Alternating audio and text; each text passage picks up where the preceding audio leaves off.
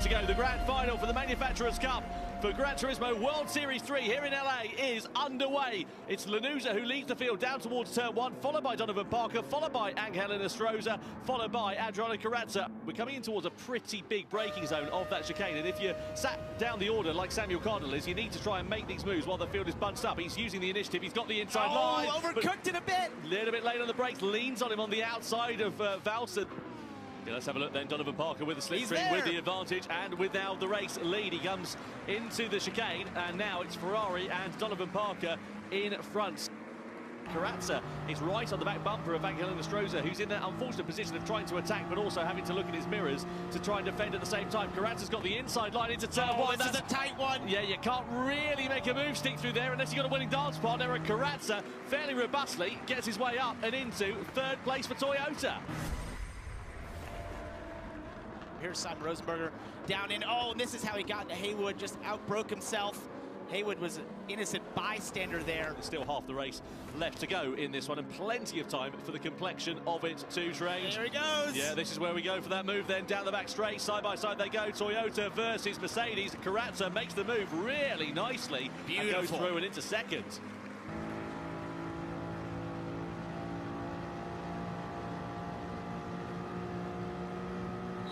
Look at this, 3 wide for the lead, down to 10. That's going to go wrong. Lanuza off into the gravel. The Mercedes goes off down into the chicane after contact between themselves in Estrosza as well as Adriano Carrazza. And the upshot is the debutant here at Road America ends up in the gravel trap and loses a huge amount of time. Now Estrosza is on the inside of Carrazza down into the first corner. Side by side they go. The Porsche is into the race lead. Yeah, let's have a look at Valsen versus Artemoso Nunes then coming down in towards turn 10. That was a nice clean move. That's how you do it into that chicane. That's pretty. I like that one. Now, the question is about Donovan Parker. Where's he going to emerge? You would imagine, because he's been running clean laps and setting very fast laps at that he's going to come right out the sharp end of this. But is that going to leave him vulnerable in the final third of this race? Almost a second faster than the leaders in the last couple of laps. So he has the speeds. You see him going by Haywood here down into turn 1, just with all that extra grip and the speed that Ferrari has had, trying to make up every position he can right now, pushing as hard as he can. Carrazza's had to back out of it lap after lap. It's going to take Carrazza trying to get to the inside into turn 1, firing it off in there. As he got sideways, losing a bunch of time. Yeah, the big old moment there. That's left him vulnerable here to Samuel Cardinal. So just that one mistake, we were talking about it earlier on in the race when the field was really bunched up, and now it's cost Carrazza a chance of attacking for victory and might cost him second position here at the expense of Cardinal as well. They run side by side down the back straight into the braking zone of turn 10.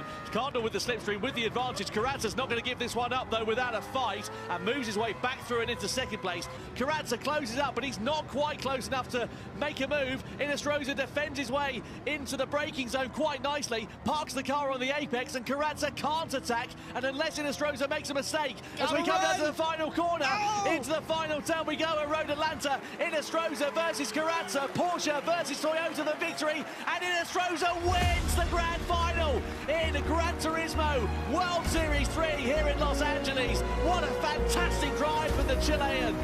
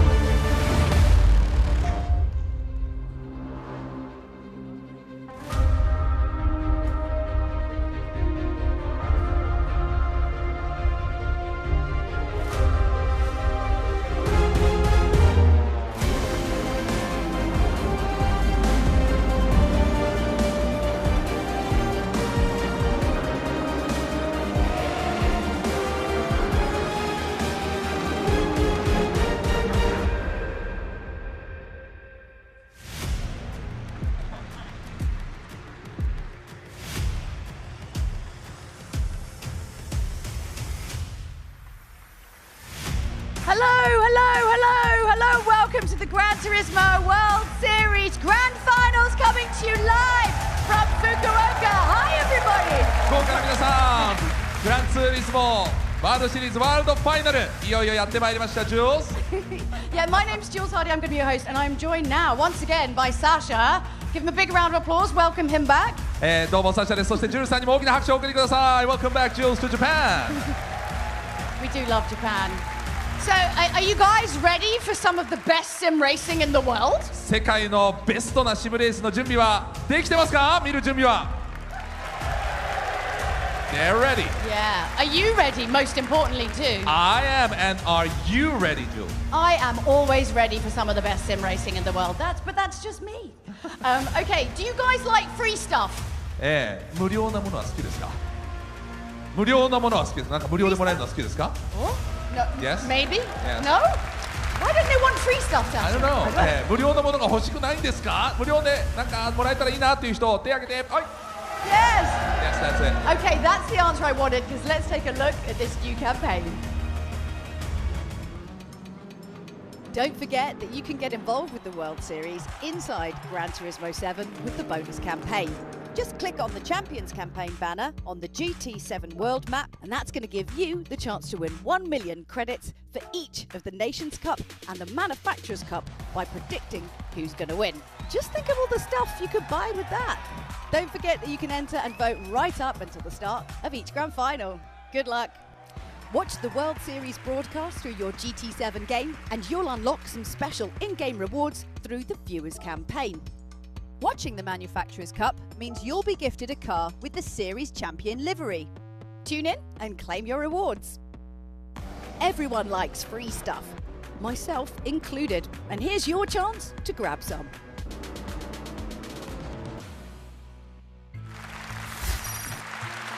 Well, I know you've missed a little bit here and there, Sasha, but Subaru ahead, but like only by a couple of points. Right, only 2 points for Mazda and BMW, right? Yeah, it's really not that far behind. And as you guys who are fans of Gran Turismo know, anything can happen because it's double points in the grand final. Right. 本当にね、1位とまだ2位の差が2ポイントということですけど、グランドファイナルはね、ポイントがダブルになるということで、何が起きてもおかしくないという状況で、この、最終のね、福岡を迎えたということになりますね。Yes, Jules? It's going to be super fun. I'm excited. I'm excited you're here for it. But if you missed anything and you wonder like how we got here, you should watch this. I want. Yeah, we'll give you a little bit of a season recap. Okay, ここまでのリキャップを見てみましょう。Ladies and gentlemen, this is what you've all been waiting for.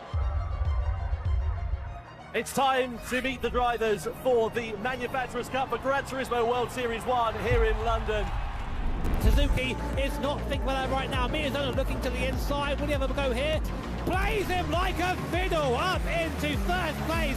There's going to be maximum points in Gran Turismo World Series 1 here in London for Team Subaru and for Takuma Miyazono, who win the grand final. Welcome to round 2 of the Gran Turismo World Series. Well, let's see what will happen. Who will be taking the checkered flag and those all-important 6 points? Strumont getting aggressive and Leafer into the wall. Side by side they go. That's going to cost Strumont. Here we go then. Toronto splits the middle. Euro as well. The headlights illuminating the darlings as they blast their way down as they come into the final corners of this race. And are they going to make it? Second goes through on the outside to the checkered flag. Kylian Drumont takes victory for Subaru here in Berlin. Absolutely fantastic. It's time to meet our 12 competitors as we welcome them onto the stage here in Los Angeles. Look at this, 3 wide for the lead. That's going to go wrong. Lanuza off into the gravel. Cardinal with the slipstream with the advantage. Carranza's not going to give this one up though without a fight. Estrosza versus Carranza. Porsche versus Toyota, the victory. And Estrosza win. What a fantastic drive for the Chilean.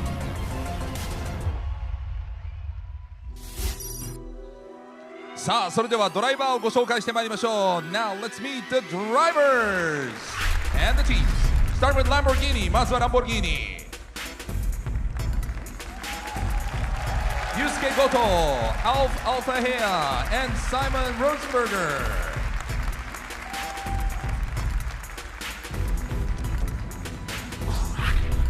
Next, Honda. 続いては Honda.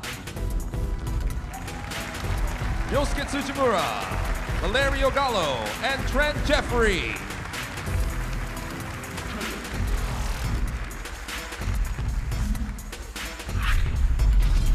And for Ferrari はこのメンバー。Jun Hashima, Joao Jesus, Donovan Parker.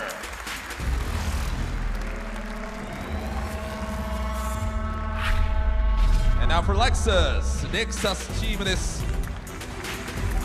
Kanata Kawakami, Giorgio Mangano, and Harold Wilson. Mercedes AMG メルセデス AMG です。Kojiro Sasaki, Noah Lanusa, and Lucas Bonelli. 続いてはマクラーレン、マクローレン。Hideo Yamamoto, Jay Murphy, and Anna Mosso.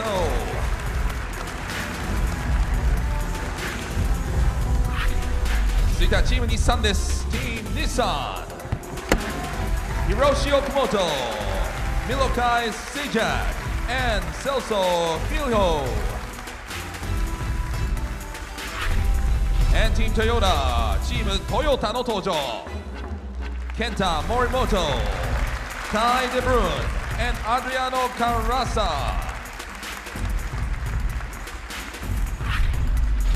Next up, Porsche チームです。Shota Sato, Jose Inostraza, and Jose Serrano and Angel Inostraza. BMW, Seiya Suzuki, Thomas Labutelli, and Randall Haywood. 続いてはチームマツダです。Mazda, Ryota Kokubun, Paul Ura, and Samuel Cardinal.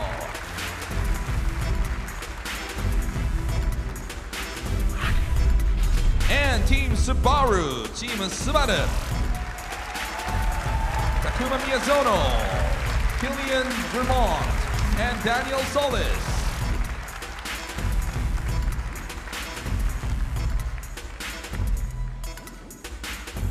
それでは日本国国歌の演奏です。ご起立ください。Please rise for the national anthem of Japan. Yeah, just as an effort.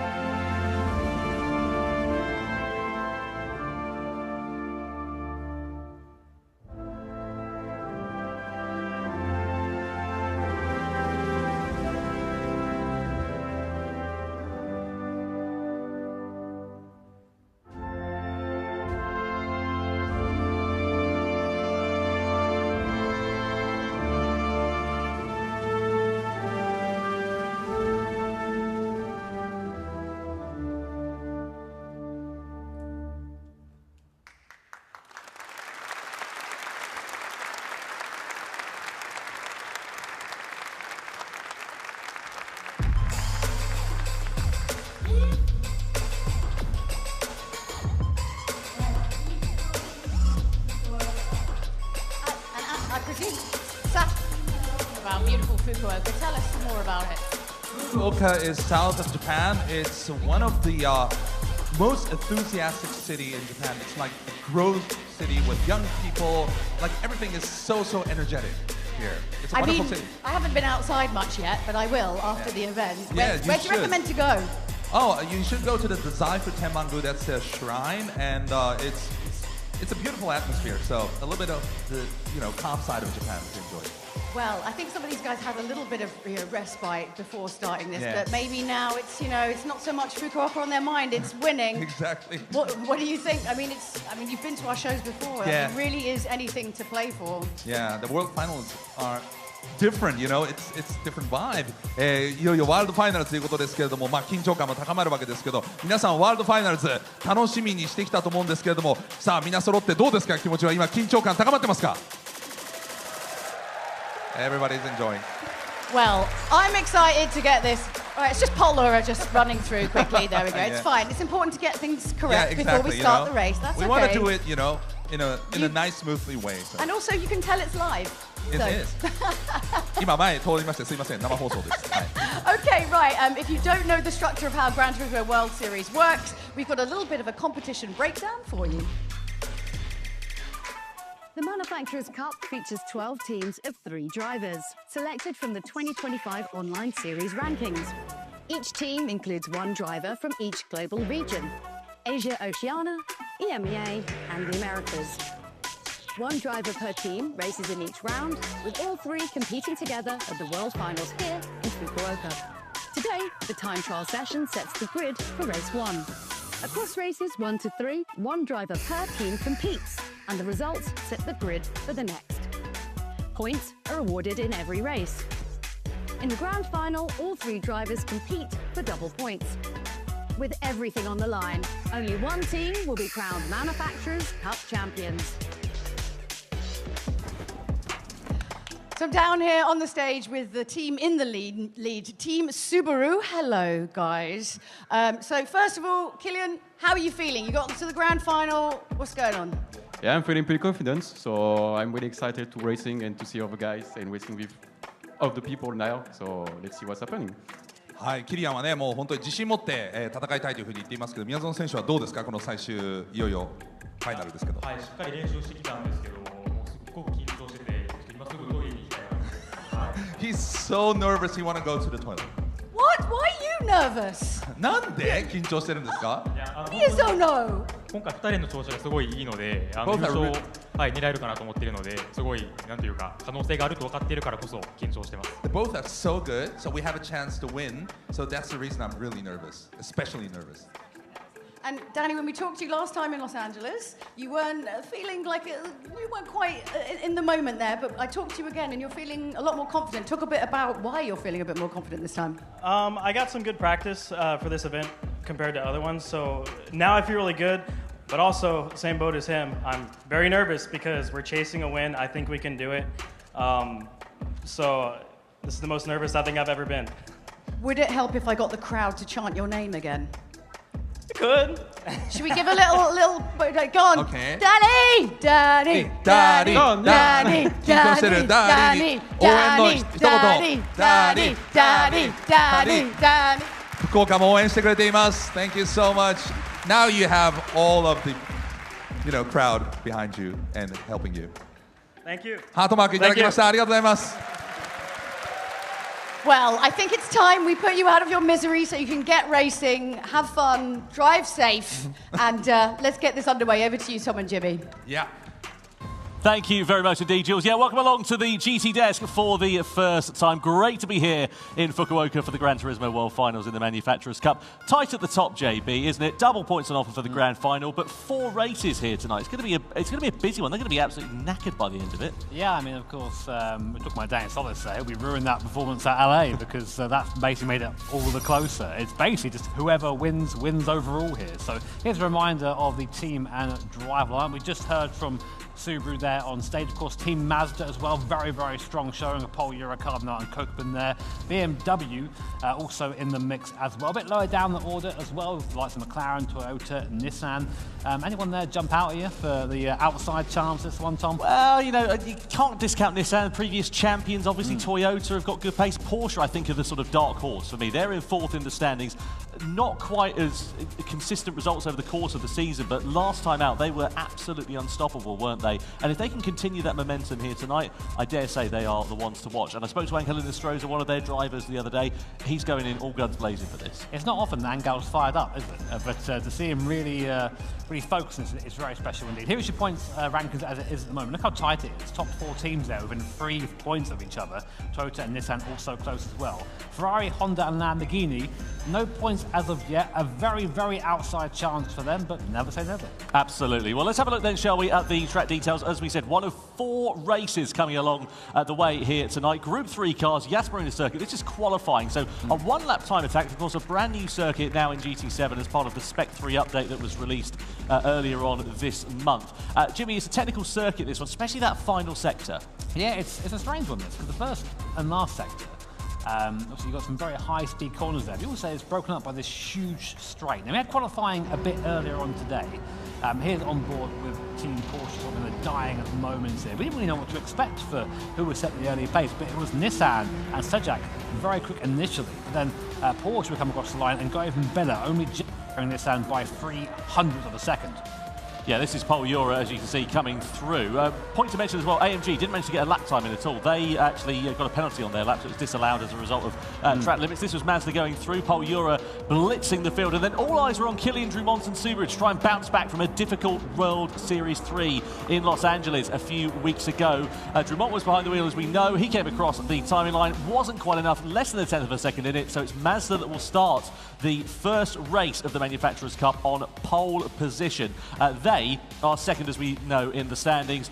Then you've got Subaru, then you've got Porsche. Leaders, of course, Subaru there, starting on that front row of the grid. Yeah, a bit of a disaster for Team BMW there. Very strong contenders, of course, currently joined second with Mazda, but starting down in P11 at the start. So really not ideal for those guys at all. No, not at all. And of course, as we know, Spec 3 update gave us a couple of new circuits, a few new cars in the GT game, but also gave us this brand new feature, the data logger. So we've sort of overlaid 2 laps against one another. Jimmy, what can you pick out from this? Yeah, this is fascinating. So this is the Mazda versus the Subaru, 2 very different cars in where they find their pace. You see early on the Mazda just behind the Subaru, but then here comes the main straight and here comes the talent button, or the throttle pedal as I call it, back through nice and easy.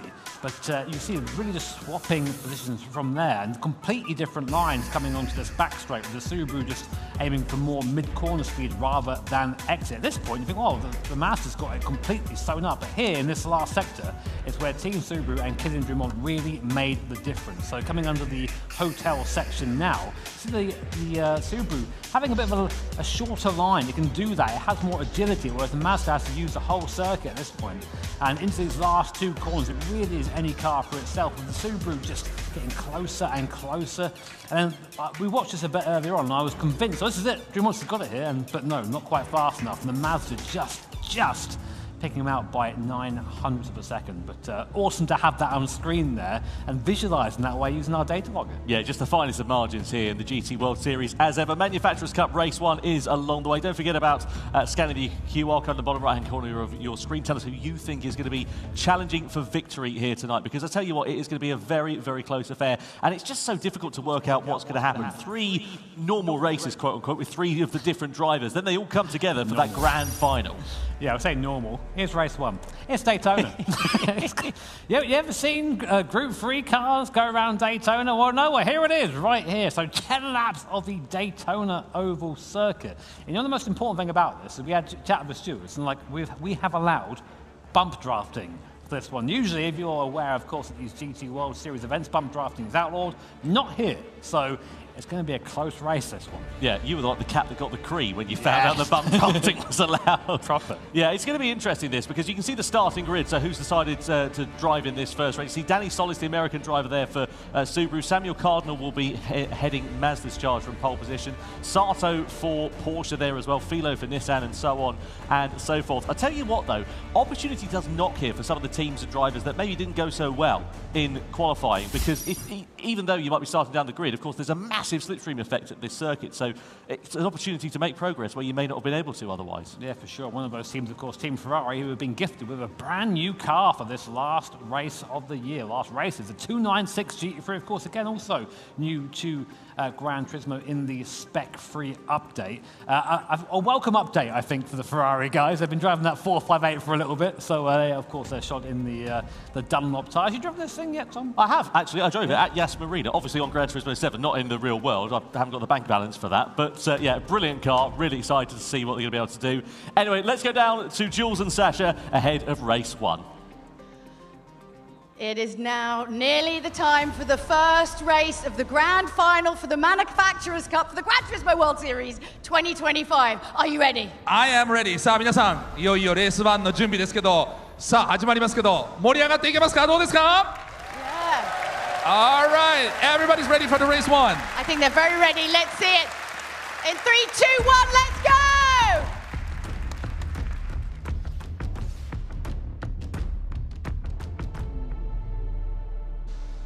So then, race one for the Gran Turismo World Series. Let's see how this one is going to work out then. Drivers are lined up and ready to go. And you can see them here at this Daytona circuit. Pole position, as we know, for Mazda. Samuel Cardinal will line this one up from the head of the grid. Danny Solis in second position on the front row. Porsche, Sato lines up P3. Then you've got Nissan and Philo alongside in fourth position. The head of the third row is headed by Kai de Bruin and Team Toyota. And then Lexus and Harold Balson lining up P6. McLaren and Yamamoto are seventh on the grid. Then Donovan Parker and Ferrari. New car for them. They line up at P8. With Yasuki Goto heading Lamborghini Charger in 9th position. Trent Jeffrey also there for Honda in 10th place. Randall Haywood is P11 on the grid. And Mercedes-AMG with Sasaki spearheading their challenge. So then, let's see how this one is going to work out. Mazda, as we know, leading the field. Rolling start here, Jimmy. In terms of strategy, not much to worry about, but how do you think this one's going to work out? Well, I mean, strategy isn't really a thing here. It's just trying to put your car in the right place at the right time. This is a completely different type of race for the guys involved in this, and a lot of people aren't familiar with the intricacies of oval racing. So I'm interested to see who will rise to that challenge and maybe who will falter. Absolutely. Yeah, so you can see the drivers down there in front of the fans, and a massive sold-out audience here in Fukuoka for the Gran Turismo World Finals. This is going to be hugely exciting to see how it is going to work out. So, let's see how this one goes then as we get ready to go racing Daytona Speedway here for Group 3 cars for the Manufacturers' Cup. Race 1 is about to go green. Mazda will lead the field across the line as we get the Manufacturers' Cup underway for the 2025 Gran Turismo World Series World Finals in Fukuoka. Mazda from Subaru, from Porsche, in towards the first corner. And of course, Mazda are punching the hole in the air for everybody else. Subaru there, you can see in the background already getting into the back of the Mazda as we come through the first corner. Here's Toyota, there's their view. They're all taking a low line through into turn 1. Now they're going to dart out of the slipstream on this long back straight. And let's see how this one is going to work out. So Kai de Bruin, we're on board with him in the slipstream here. 5th position for him so far as we come through in towards the second part of this circuit.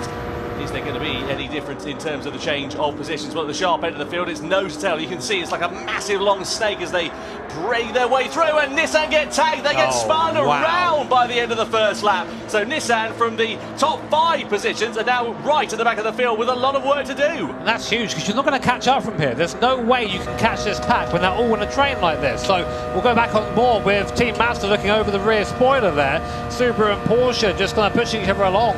I'm interested to see if we're going to see any other groups try and form a second lane here, because right now at the bottom everyone's just sitting there hugging that yellow line. Very important to say you cannot cross that yellow line or it's an automatic penalty. Subaru there trying to push Team Mazda along. No one can really break away, so it's quite surprising to see Nissan go hard that early and get spun. I'd be interested to see a replay in that. So, as we keep going, here is Team Mazda, Team Subaru, Team Porsche leading your standings right now, the front runners. Team BMW down in 9th place. Here's on board with Lexus, and there goes Team Porsche, one of our champion, and Team Subaru too. 2 of our championship contenders are around already. Team Mazda now out front on their own. Red flag, race has been stopped. Yeah, well, the Raceration were talking about that, Jimmy, as a possibility. Raceration were talking about that as a possibility. They were saying that if there's a big incident like that, they could throw a red flag. That's exactly what has happened. A disaster for the drivers. A good opportunity, though, for some who were involved in that misfortune. And, you know, look, let's see how this is going to work out here. Because what will happen now is the grid won't be set from where they qualified. It'll be set from just before the red flag was thrown, essentially. They'll go back, I imagine, to the previous sector. Yeah, I mean, a lot of these guys don't have oval racing experience, you know, and that kind of shows there at the start there as Donovan Parker goes to check his Twitter. Why not? Get on there straight away. Other websites are available, and I'd encourage that. As we now wait for the race to be restarted. So yeah, as you were saying, Tom, Team Nissan were involved in that, Team Porsche were involved in that, Subaru were involved in that. So for these guys, it's a bit of a saving grace. Yeah, absolutely. This is an opportunity for them to just sort of sit there and work out, what their strategy is from this point on. It's always difficult when you get a red flag situation like this, and particularly difficult as well in the early stage of that race. No real chance for it to unfold, work out sort of who the outliers are, who's got the pace, who's got the potential. And someone who will know a thing or two was Mick Azal. We just saw him there on the left-hand side of the screen, former champion, of course, now very much involved with the GT World Series in another capacity. And I imagine he'll be giving you a few tips and tricks of the trade. Tips: don't crash, especially at Daytona, because. Guys, it's a circle. It's flat out. You can do it. But there's Danny Solis. Interestingly, I thought maybe some of the American drivers have a bit of an advantage here, because these guys, over racing much more prevalent in the US than it is pretty much anywhere else in the world. But awesome to have our live audience here as well, being treated to the first red flag of the day. There is Randall Hayward, Hollywood Hayward, as referred to as Jordan Greer, the GT Planet boss man. So, still watching, still waiting for our race to be reset. And, I've taken part in a few oval races myself in sim. It's very tricky, trickier than it looks. It's all about it's a high-speed game of chess, basically. You're just trying to put the car in the right place at the right time, and try and find someone to work with to push to the front of the field. And I do wonder if these guys maybe discuss that a bit at the front of the race. Some of the teams thinking, hey, listen, we're a bit further down the field, let's work together and try and push through and get to the top for race one. Well, it hasn't worked for some of them, has it? Because they've ended up facing the wrong way. Yeah, Team Nissan pulling the handbrake there. We advise against that. Yeah, it's generally frowned upon. Obviously, Team Subaru caught up in strife there as well. They were into bother, and I wonder how this is going to play out for them from this point on. We need to work out what the starting order is going to be after this, because we're going to go back to a previous sector. Will they be able to line up in sort of 4th or 5th place or wherever they were, or will they be right at the very back of the field? They're at the back of the field. I mean, it's not an absolute disaster, but it's not ideal, is it? So what? I mean, red flag. So why do they end up throwing a red flag there, Tom? Because So essentially, race direction had a conversation. Because it's an oval race, there's a lot of instances, there's a chance for things to go wrong, exactly like we've had there. They said that if there's a big pile-up, if you're racing at Daytona in NASCAR or IndyCar or whatever it might happen to be, the likelihood is if you got an incident like that, big wreck, you'd end up with a red flag. So they're doing it exactly the same in real life, and a chance to go again, a chance for the drivers to just calm down a bit, and by their time. We haven't had many oval races in the GT World Series. Last time we did, I believe, was 2019. Long time ago, and remember how that went. Yeah, we were saying this about there being chaos at our last race, but a reminder now of our starting order for our second go here at Daytona. Yep, so here is how the grid is going to line up for part 2 then of the first race of the weekend then for the Manufacturers' Cup. Mazda and Cardinal on pole position. Subaru and Danny Solis head the second position of the grid. Then the second row is headed by Sato in P3. Toyota with Kai De Bruin in 4th place. Then Lexus and Harold Valson line up on P5. They have got Lamborghini's Yusuke Goto. He was right at the back of the field, if you remember, the first running of this one. So opportunity knocks for them. Ferrari down in 7th place. Honda are in 8th position with Trent Jeffrey alongside their BMW Randall Hayward in 9th position. The top 10 completed by Mercedes-AMG and Sasaki. Then you have got McLaren with Yamamoto. Let's see what progress they can make. Nissan down there, though, in 12th. Philo with a lot of work to do, considering that they were originally starting in 4th place. It has not gone well so far for Nissan. They were involved in that big crash that we saw, which brought out the red flag ultimately. So now down to 6 laps of action then, and let's see how this one is going to work out. Originally it was a 10-lap race distance, now down to 6, so a slightly reduced race distance. I'm sure opportunity knocks for some of the teams and some of the drivers, but it is going to be very interesting to see how this one is going to work out. And also for Subaru there, they can thank their lucky stars really, because it did not work out at all. No, I mean, like I said, getting sort of shunted to the back of the pack there is not ideal. But another go at it now as we roll around, rolling start, as we come to the start-finish line. 6 laps at the Daytona Oval Circuit. High speeds, high risks here in the first race of the grand final of the Manufacturers' Cup.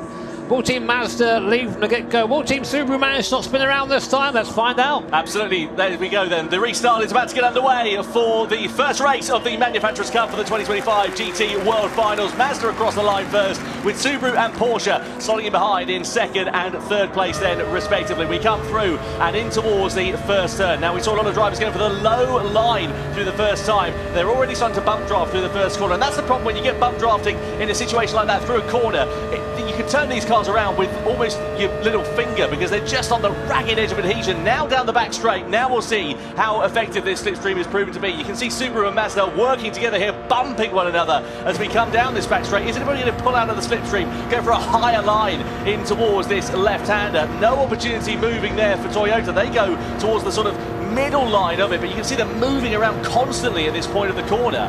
Yeah, it's hard than it looks, and this is where the drivers could very easily tense up and just make those little mistakes. But it's very, very important to try and stay in your line and keep things consistent. The moment you sort of duck out, you have to hope someone goes with you, otherwise you're left there. And there goes Team Ferrari using the side draft. And do they have help there on the outside? We can't see it at the moment. They do have hope. Team BMW there going to the high side, trying to push and maybe form that second lane. They've got no other choice, BMW. There's no other way they're going to get through otherwise. So, points to the top six, just to remind you, in this race. And in terms of the points as well, you get 6 points for the victory, all the way down to 1 point for sixth position. Now, Ferrari, they're going for that higher line on the outside. They've got Lamborghini on the low side then here as we come down this back straight over the timing line. And let's see how it's going to work out then. So we begin lap 3. Mazda it is that leads. Subaru are in second place. Then you've got Porsche in third position, followed by Toyota, followed by Lexus. Over in towards the first turn we go. You can see bumping and barging in the sort of mid to latter pack as they sneak their way through. We're not seeing anyone going 2 by 2 through these first couple of corners. Down this back straight we go though. Are we going to see positions beginning to change hands? There's not a lot of time now, of course. Original race distance 10 laps, now down to 6 laps, and we're already at the halfway stage as we're on lap 3 here. At the moment it's still Mazda, Subaru and Porsche who lead from the front. Yeah, I mean, you have to start doing something different now and think about it again. All I've seen really is the Team Ferrari, and then Lamborghini have touched Ferrari. They just went under the bottom line there. Car spins around, Ferrari out as well, no fault of their own, and then there were 10. So Ferrari, who were trying to invent something around the outside, in the end just got collected in something that was not their fault. But now Trent Jeffrey has another big one. Boys, sort it out, come on. Not good at all there for Trent Jeffrey. He's going to be bitterly disappointed for that, as will the entire Honda team. We're 2 by 2 in the background. Now we're starting to see the action taking place. But is it enough for Mazda and Subaru? Have they broken away into a lead? Not really, because it closes up at the end of the back straight. So we come through in towards the final turn on this Daytona Oval. Now we're going to start to see Subaru beginning to pull some punches. The problem with that Subaru is it's very quick in technical corners, on technical circuits. In a straight line, not necessarily so. So they have to sit in the slipstream here at this point and hope for a bump drop there for Porsche. Across the line we go. Penultimate lap now begins. It's still Mazda that leads, Subaru in second, Porsche in third, points down to 6th. Once again, just to remind you, at the moment it's Nissan who'll be the final point scorers. Is anyone going to take a risk here? I mean, we've seen what's happened to Ferrari, Lamborghini and Honda. You take a risk, you get shunted. So, I mean, there's nothing you can do. They're all one a turn right now. Mazda in the fortuitous position of leading that pack, but you have to think you're all just waiting. It doesn't matter where you are here, it matters where you are crossing the line and in the next lap. Right now, Mazda will be the victors, but I've got a feeling it's going to get a little bit more spicy before we get into this race. Yeah, you get the sense that this is going to start to bubble up. What a disappointment, though, for Lamborghini and for Ferrari, especially for Ferrari with that brand new 296 car that they are competing with here this weekend. Let's hope that their second and third races, respectively, go quite well. We begin the final lap of action, though, at the Daytona Tri-Oval. So, Mazda from Subaru, from Porsche, as we come down in towards the first turn for the final time. Don't think anybody's going to think about a higher line through there, but they're certainly bumping one another going through and all sticking to quite a low line. But look at Porsche, they're coming to pressure from Toyota, and I wonder if the door is starting to open for Toyota there and whether they're going to try and pick their pocket for that final podium place to pick up more points. Down the back straight we go for one final time. Someone's got to try something here. BMW been giving a penalty for colliding. It's bump drafting, is it not? I mean, well, Whatever, we'll see if we get a replay of that later on, but it doesn't matter now. Final lap. Unless it was the incident with Honda that we saw a couple of laps ago, maybe through the final corner we go though. So Mazda it is that lead from Subaru, from Porsche. We'd run to the line in race 1 of the Manufacturers' Cup World Finals here, and it's going to be first blood to Mazda. Porsche in 3rd place, just behind Team Subaru. Toyota are in 4th, Lexus are 5th, and the final point position is occupied by Nissan ahead of McLaren and BMW, who managed to nick the final points place despite that 1-second penalty on the final lap of racing then here. And a great end to that one. Good job though from the eventual winners of Mazda and from Samuel Cardinal, the driver of that car, because he did an exceptionally brilliant drive to claim the victory there and just keep his head cool and calm under pressure when they were all bumping and barging and spinning off behind. Well, a strange race that one there. I think the crowd were affecting the feeling there. I mean, I was waiting for a bit more action, but it never really came. I think anyone who tried to pull out just got spun. So, as you say, great start for Mazda and for Toyota with Danny Solis, who for Subaru with Danny Solis, who would probably say he's the weaker driver of that pairing. And a 2nd place is a really nice result for him, so good for their campaign. Yeah, good damage limitation, especially given what happened last time out in Los Angeles. You know, Danny was a bit disappointed with it because obviously the race did not go their way at all. It was the first non-score they'd had of the GT World Series season. But yeah, managed to turn things around here for the first race. Let's have a look at some highlights then. So originally we began with a 10-lap race to the checkered flag, but there were a series of incidents which saw Nissan getting spun round, and then we saw Porsche as well as Subaru going for a spin as well. That brought out the red flag. A restarted race was underway and 6 laps. Well, I don't understand. Why do you have a red flag for that but not for the moves later on? So that's the same amount of cars out there, 3-4 cars. Hey, well, I'm not a race steward and I don't intend to be. I'm asking you. I'm quite happy to be neutral. But there you go. You saw the incident there between Lamborghini and Ferrari. Meanwhile, at the sharp end of the race, pretty static affair to be completely honest with you, aside from for Honda. They got an absolute biff into the bag. And we saw another driver going round as well, and we also saw BMW picking up a 1-second penalty, presumably for their part to play in that one. Ultimately though, Mazda and Samuel Cardinal would come through to take the victory from Subaru in 2nd position. Kylian Dramont, who was, Danny Solis, who was behind the wheel of that car, and then 3rd place for Porsche and for Sato at the checkered flag. Great job for Cardinal, great job for Mazda. 6 points on the board then here, and let's see how it's going to affect the final point standings after that first race. So you can see then here that race 1 was won by Samuel Cardinal then, and Mazda, Danny Solis in 2nd position, Sato in 3rd place. And a brilliant job for all concerned. Yeah, really nice points for Mazda, Subaru and Porsche. Of course, one of the big contenders, BMW, scoring relatively few points in comparison. That will drop them down the field somewhat, but hopefully they can recover. Yeah, points all the way down to 10th place, I do beg your pardon. That's my error on that part. But yeah, points all the way down for there. So let's catch up then with Samuel Cardinal, who is the winner of that one. Well, hi. Samuel, how you doing? Indeed doing all right. Yeah, that was quite intense. How was that for you? I mean, it wasn't over. It was also an easy race, but thanks to Paul for the pole. It was simple to drive, so I don't really know what to say really about that one. Definitely fun one. ストレートなね、レースで、今までとは違うんですけれども、とにかくポールのおかげで、ずっといられたということなんですけれども、後ろから1回ね、外側に出てくるのもありましたけれども、その辺で後ろからね、相手が来るっていうのを恐れたりしなかったんでしょうか。So there were one attempt from the outside, from behind, you know. Weren't you worried? People, you know, the other cars coming from behind, from the outside, you know, to overtake, to attempt to overtake. Honestly, no. The inside line works a lot better. Yeah. The inside line is a lot better. The outside was real not to worry, but it is what it is. So very casual. Yeah. Very casual. 本当落ち着いてますけど、いや全然大丈夫。外側の方が大変なんで内側にいれば大丈夫だと思いますって言ってますけどね。He's so down to earth. Very down to earth. So, any advice for Hull? What are you gonna just keep the position? Yeah, keep the position and don't crash. It's gonna be all right. I think we are in a real decent position for the title, so we take those indeed.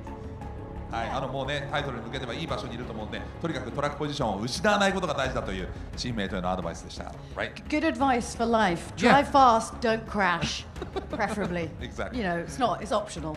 人生経験と一緒ですね。人生の教え、早く走ってそして、こうクラッシュしないことということですけどもね。いいアドバイスでした。Alright, that's a winner of race 1. Thank you and congratulations. Yeah, big congrats. Let's give him a round of applause. おめでとうございます。大きな拍手をお送りください。All right, let's throw it back up to Tom and Jimmy.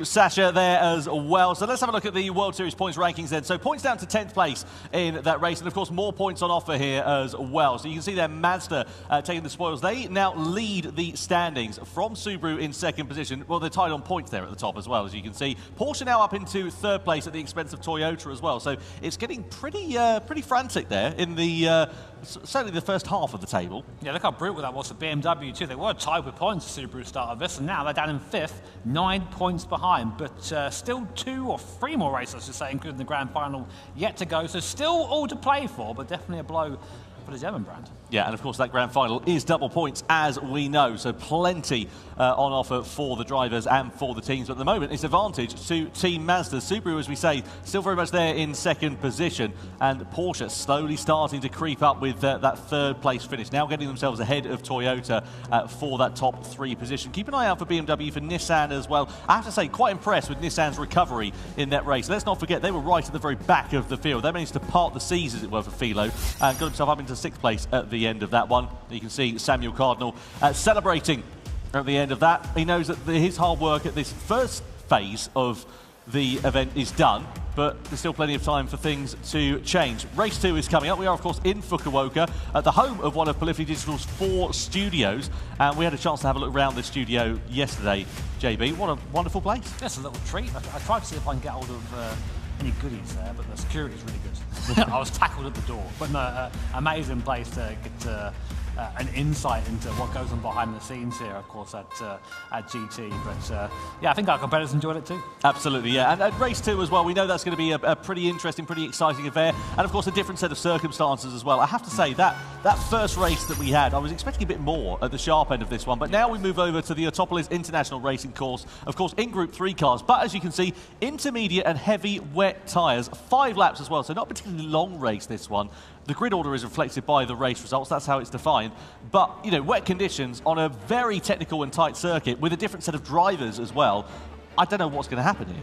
Yeah, for sure. I mean, we see here some drivers a little bit best foot forward a lot of cases here. Paul Euro, Miyazono, Serrano involved here as well for the top 3 drivers.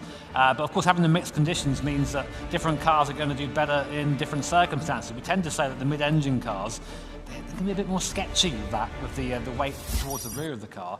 But front-engine cars like this Mazda RX Vision, for example, 10 years old this is. Yeah, I know. When did that happen? I know, because the thing is, it looks like it was, you know, developed 10 minutes ago. It's so modern looking, and it's such a unique sounding car. 439 horsepower, front-engine, rear-wheel drive. And as you say, maybe a bit more stable in conditions such as this. So that might prove to be a beneficiary for Mazda. And given the fact that they're now joint points leaders with Subaru, who's also got a front-engine rear-wheel drive car, let's see whether they can, you know, bring that fight to the sharp end. Yeah, and you've got Paul Euro behind the wheel, you know, someone who's incredibly experienced. And look at this. The amount of talent in this image is far beyond what my small brain can comprehend. You've got Jose Serrano, leader currently of the Nations Cup, Paul Euro, second in the Nations Cup, and a 4 billion time champion to give him Miyazono in the middle there. Yeah, it's some proper royalty we've got in the GT World Series. And in terms of Paul Euro, of course, we know that he got himself onto pole position for Mazda last time out as well in qualifying. Anyway, let's go down to Jules and Sasha ahead of race 2.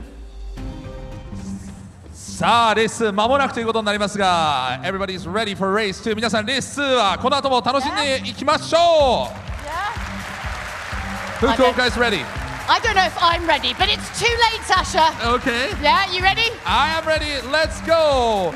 Race 2 is right around the corner. Sure.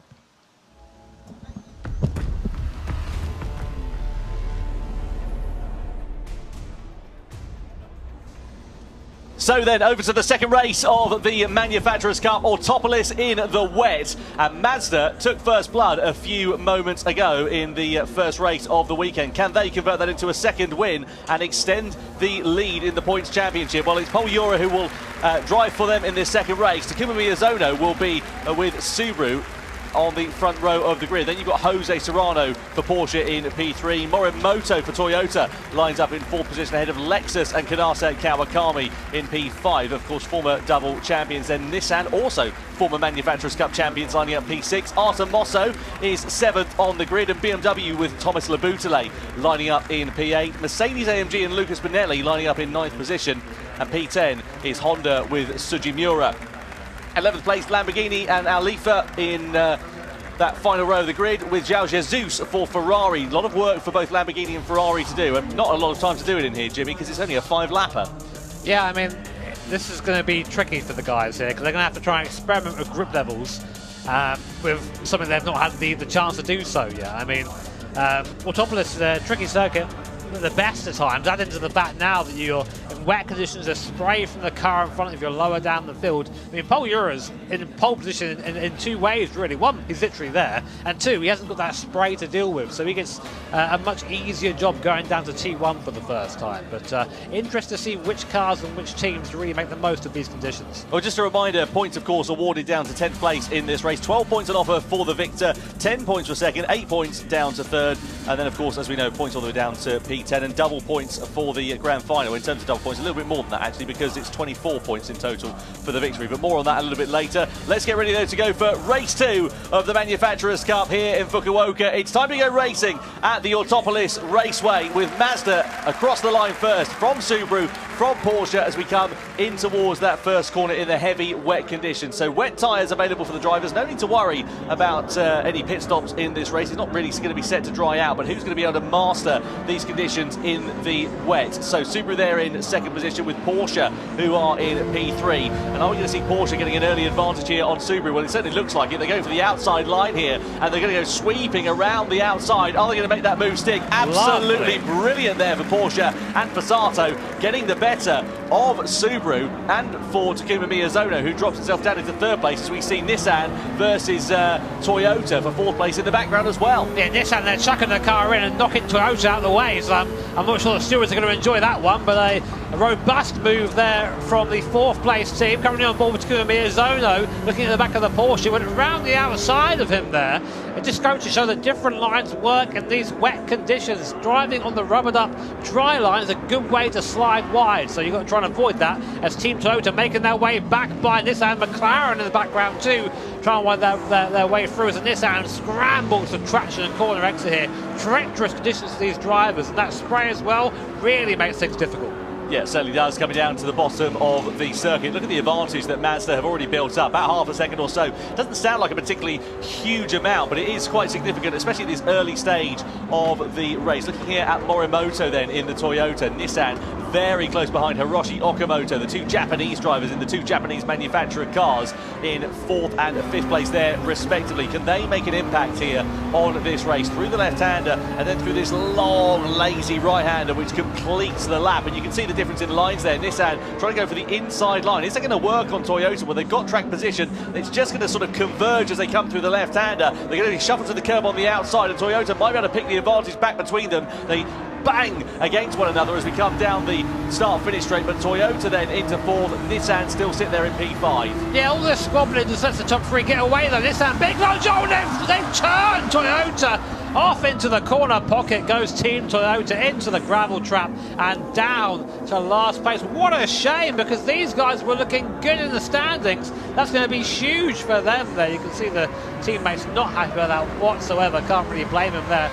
For sure, a penalty for Team Nissan. No doubt about it. Stewards are going to be looking into that one, but Morimoto will be bitterly disappointed with that, as will the whole Team Toyota outfit. And, well, Nissan, as you say, I imagine that Okamoto is going to be facing some kind of sanction for that incident. Meanwhile, Mazda it is that lead the way. Let's have another look at it. So you can see here, Toyota in 4th place, Nissan going for that lunge on the inside. The gap is there, but unfortunately, it sort of 2 doesn't go into 1, and, well, you see what happens. Toyota straight to the scene of the accident. Yeah, the gap was there until it wasn't. I think that was that Karatsa driver in the car there, so he ain't going to be happy with that one. But back in the front of the field, Paul Ura doing a good job fending off the attacks of the Team Porsche there. Who's at the wheel of that one, Tom? Is it Serrano's at the wheel of that right now? We know how fast Serrano is. Sorry, it's Serrano is at the wheel of that one, yeah, beg your pardon. Yeah. Well, there he is. No, it definitely is Serrano. But yeah, we know how quick he is. very strong team for Team Porsche. You know, Angel coming in and saying we've got a chance here. They really do. And if they keep up these performances, getting by Team Mazda here will help that happen, because right now they're looking very, very quick. Well, at the moment they're even on points, let's not forget. Both on 22 points. Look at the sliding there for Serrano. He's just trying to find the limits of grip, isn't he? Just exploring a little bit beyond that. But they're tied on points. So whoever finishes ahead in this race is going to gain a bit more of an advantage than the other. So there's plenty of opportunity and a good incentive there as well. More points on offer here in these World Finals. You can hear the rain battering against the windscreen as they come down the start-finish straight. So lap 3 out of 5 we are on. We come across the timing line then here, and sort of the 3 outliers at the moment, Mazda, Porsche and Subaru, they've got a 2-second advantage now over Nissan, who sit there in 4th position. So we just, yeah, I mean, that's down in part to the contact earlier on, but the Porsche are looking very aggressive, looking to make a move maybe on Team Mazda. He likes the outside move here, does Serrano. Will he get it on Paul Ura? He does. Round the outside goes Jose Serrano for Team Porsche, passing his teammate, his Spanish teammate there, Paul Ura in the Mazda.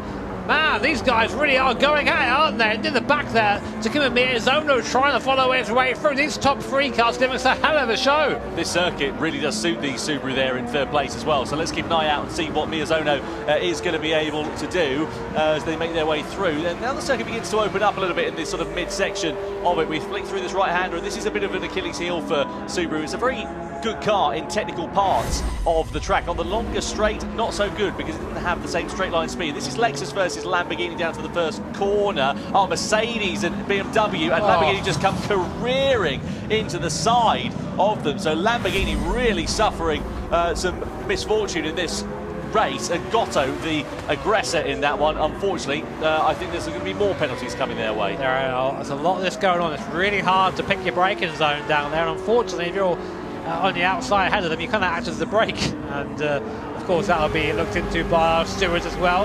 On board now with Miyazono in the Subaru, really working the wheel of this Subaru BRZ. Almost run into the back of the Mazda. Lamborghini, unsurprisingly, they're slapping for 2-second penalty. So yeah, that's what you get for shunting a car off. Lamborghini, that'll hurt them.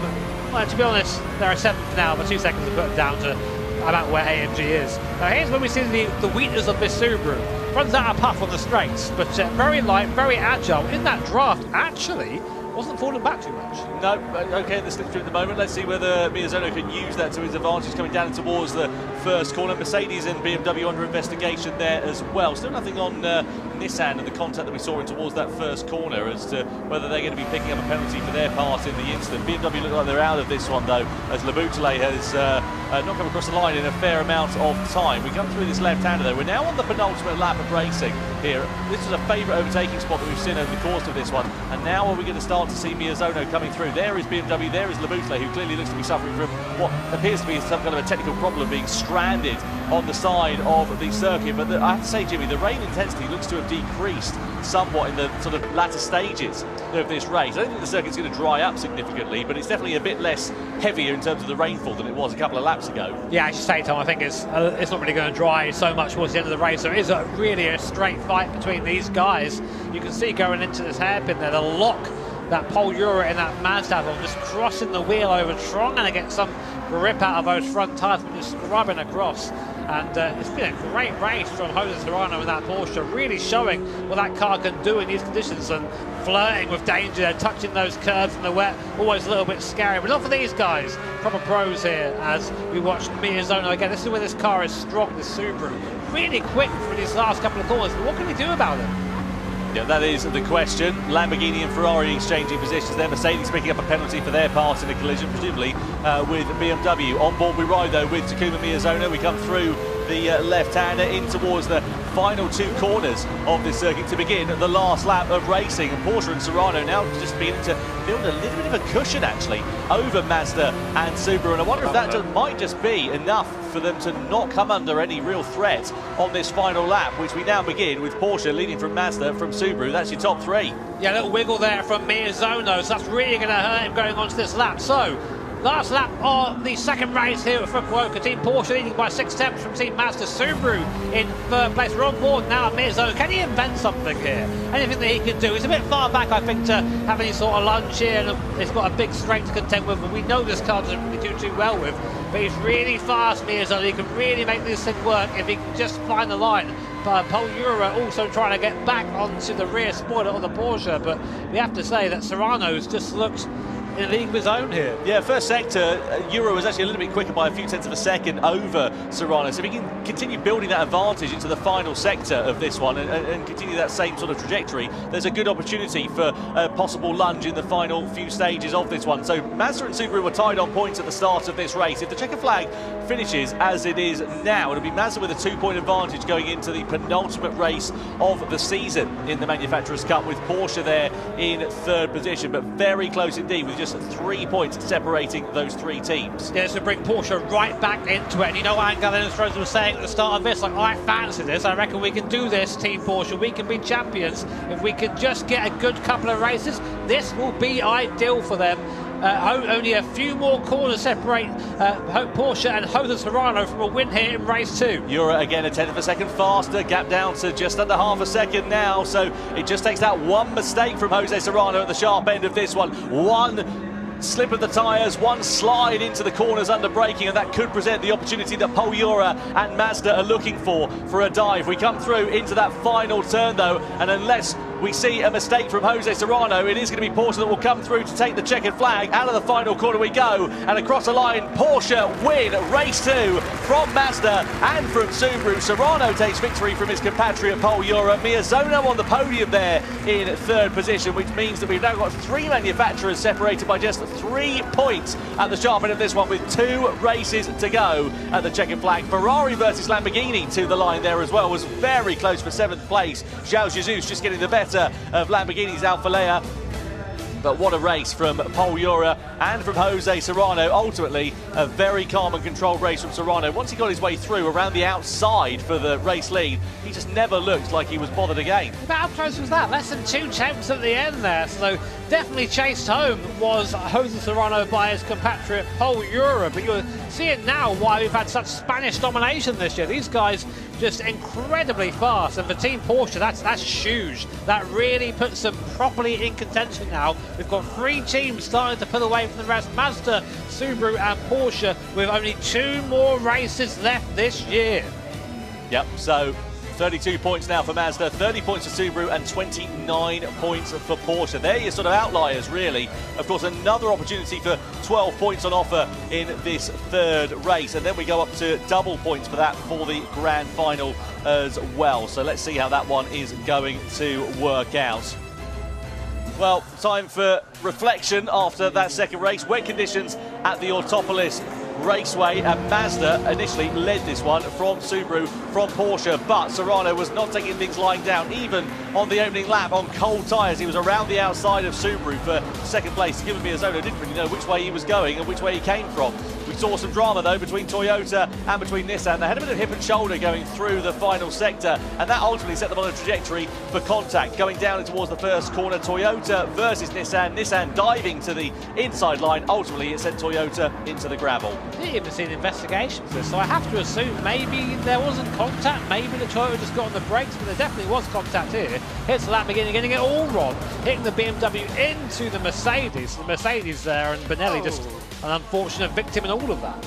Yeah, disappointing there for them. Not disappointing though for Jose Serrano. Look at this, an absolute worldie of a move on the Mazda of Poyura. Just sent it around the outside like they were standing still, really. Got his way through and into the race lead. Nothing that Poyura was able to do at this point. He did try and close up, and did in fact make a dent into that race lead in the closing stages of it, but ultimately was not enough to depose Serrano of victory for the Porsche team here tonight in the Manufacturers' Cup. Vamos! Vamos! There you go. Great job from Jose Serrano, good job from Poyura. 3 teams now separated by 3 points at the top end of the order. Let's just remind you of the results. So Porsche taking victory with Serrano ahead of Paul Ura's Mazda. Miyazono in third place ahead of a quiet race, actually, at the end for Okimoto. Not at the start of it, but at the end of it, not really much to mention for them in fourth position. Just ahead of Artemosso's McLaren and Kanata Kawakami in sixth place. Points, of course, all the way down to 10th place. One DNF in that one was Thomas Labousle, who failed to take the checkered flag. And that pretty much puts BMW out of it. You know, they were such a strong contender coming into this this round here at Fukuoka, but with that DNF, no points scored and a poor race won, that's probably them out of it. Absolutely. Well, let's then go down and catch up with the winner from that one, Jose Serrano for the Porsche team. They take victory in the second race of the evening. Yes, we are joined by race 2 winner Jose Serrano. Hi, how are you doing? You seem really casual about that. Everyone's very casual today, Yeah. or maybe it's just all inside. I don't know. Well, Well みんな落ち着いてるね。まあねっていう感じですけど。Well, so yeah, I so happy with the win again, and yeah, so happy with you here in the interview. Oh, I'm not part of the prize, but thanks. 勝てて嬉しいのとね、インタビューされて嬉しいよって言われて、いや商品の一つでは私はないんだけれどもねって言ってますけども、ね、オーバーテイクがすごかったんですけど、雨の中のオーバーテイクリスクもあったと思うんですが、so there was a lot of risk, you know, overtaking in the rain, but you went there. Yeah, you managed to do it. I don't know how I could, but I like the rain a lot, so Oh, yeah? I was very confident with the rain and also with the Porsche, so it's a perfect combo for me. Okay. So happy. Yeah. 雨は実はねすごく自信があって好きなんですね。雨のレースも好きだし、ポルシェも好きなのですごく自信があったんですよという。A very confident and calm man. Yes. So I actually have a question, which is, when it's you and Paul, like, is there a certain amount of you that is like a little bit less aggressive because it's Paul? I think so. Like, you know, like you'd maybe be riskier with someone else. Well, I risk with all drivers, but with Paul is a little bit less. A little bit less. He was doing you a favour, but still overtook you. He wasn't even trying. ポールにいるときってやっぱりちょっと落ち着いてるのっていうふうに言ったら、まあリスクをそれほど取らなくていいんでね、後ろにいるよりはポールの方がちょっとリスクがないかなっていうふうに言ってますけどね。Right. Well, look, we'll let you go and have a sit down. Congratulations. Please give a big round of applause for Jose Serrano. 大きな拍手をお送りください。ホセ・セラーノ選手です。Yeah, back up to you, Tom and Julie. Yeah, thank you very much indeed there, Jules. Thanks to Sasha as well. Interesting, the two Spaniards are working together a little bit, maybe? Collusion in my esports event. How dare they? No, it's yeah, of course, you know, these guys work together, so they're definitely going to race differently. Here are your standings then. A reminder, of course, look how tight it is at the top. 3 points separating our top 3 teams with double points. That's basically nothing. No. But Nissan are there. Look. There's a chance still, Tom. There is a chance. I mean, look, what, you got 12 points on offer for the victory, points down to 10th place, double points on offer for the grand final. It's still all to play for here. Anything can happen in the GT World Series, and to be honest, it usually does. I will say one thing though, and I know I don't want to count this too soon, but we've never had a non-Japanese winner of the Manufacturers' Cup in the entire time that we've been doing this, believe it or not. Could Porsche be the first one to take that mantle here tonight? Yeah, no pressure, Porsche, if you heard that, by the way. Zero pressure, but of course the home crowd here, I'm sure, rooting for Team Mazda, Team Subaru, and any other of our Japanese brands here today. Yeah, absolutely. You can see for BMW, difficult time though for them really. You know, first race didn't particularly get off to a brilliant start, and you're like, okay, well, you know, maybe it could get a little bit better. Race 2, disaster. Again, 3 events are worth of points. They came into this event second, and all it took was 2 races here in the finals. And I say they're out of it. I mean, they are still there. It is still mathematically possible for them to win, but that's really not going to help them there at all, being down 7th now. Yeah, no doubt about it. Well, anyway, let's go down to Jules and Sasha once again and catch up with former GT champion and also Super Formula race winner, Igor Fraga. Well, yes. Hello, everybody. You having fun? Yeah, good time? Love that. Now, obviously, we've seen some pretty exceptional racing already today, but we thought we'd bring out someone else who's a little bit exceptional. So please give a huge Gran Turismo welcome to Igor Fraga!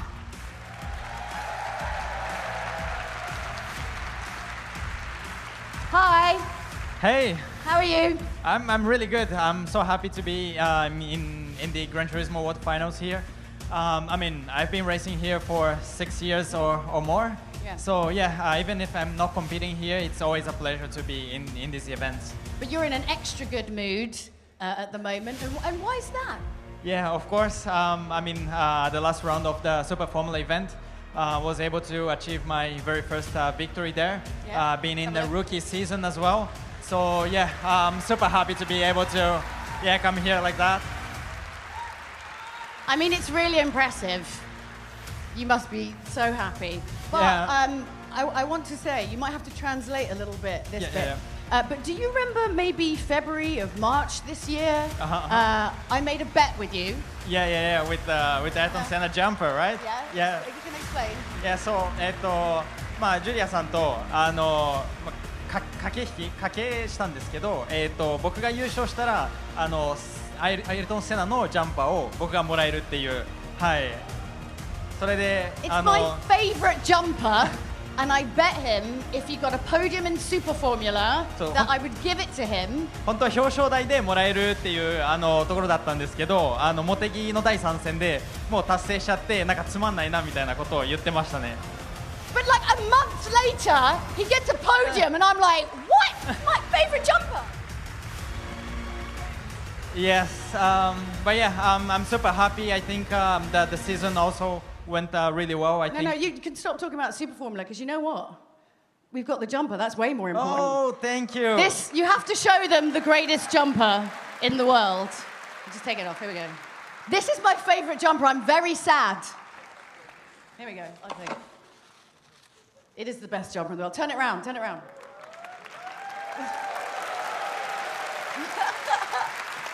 So I know it's maybe because of your driving, but I think it was because of me. You won. And even went to the McLaren, right? With the proper car. This has been aura farmed by being laid over Ayrton Senna's Formula One car for you. So this is full of manner. ジュリアさんがマクラーレンの仕事に行った時にマクラーレンの本部になんか連れて行ったみたいで、アイルトン・セナの車の付近にもなんか置かれたそうで、はい、そういうなんかパワーがあるものらしいです。はい。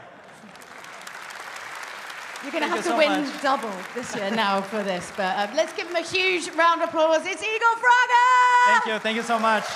Let's throw it up to Tom and Jimmy. Yeah, thank you very much, Jules. Thanks to Igor Fraga. What a lovely, wholesome moment that is. I'm going to do the same by, I don't know, put my GT shirt over a Dacia Sandero for you or something like that. See if that's aura farming in the same way. This is a punishment. Also, I haven't seen his move round T1. That was filthy. I was like, go on, Igor. I love a bit of that. Amazing. It was brutal, wasn't it? Yeah, I mean, I'm really excited to see what's going to happen, though, for the third race of the Manufacturers' Cup. Just getting back to, action that's happening here tonight. So Sardinia Road Track A, Group 3 cars, of course, racing medium tyres, 7 laps for this one, and, of course, a new set of drivers for this. Now, as you can see here, Jimmy, a pretty fast track at some points, but a lot of heavy braking zones as well. Yeah, it's been a while since I've been to Sardinia, one of these events. I mean, that second to last corner is one of the sort of giga overtaking zones there, but it's actually quite hard to get by around here, outside of a slipstream path. So in Astroza in the car for Team Porsche, Kokuban, of course, ex-champion as well in Team Mazda, and Kilian Drummond for Team Subaru. Man, there are so many good drivers in this event. My hot pick for this one, Nikolai Sejak in the Nissan. Yeah. He has been really quick when we've seen him in the GT World Series up until now. And he just seems to have something about him. If he's going to be the disruptor in that one, I would not be surprised. Yeah, he seems to be on the up, doesn't he? Like, I mean, every time we see him, he's just a little bit quicker, and he really has the handling of that GTR. So definitely one to watch. And again, Nissan currently 4th in the standings.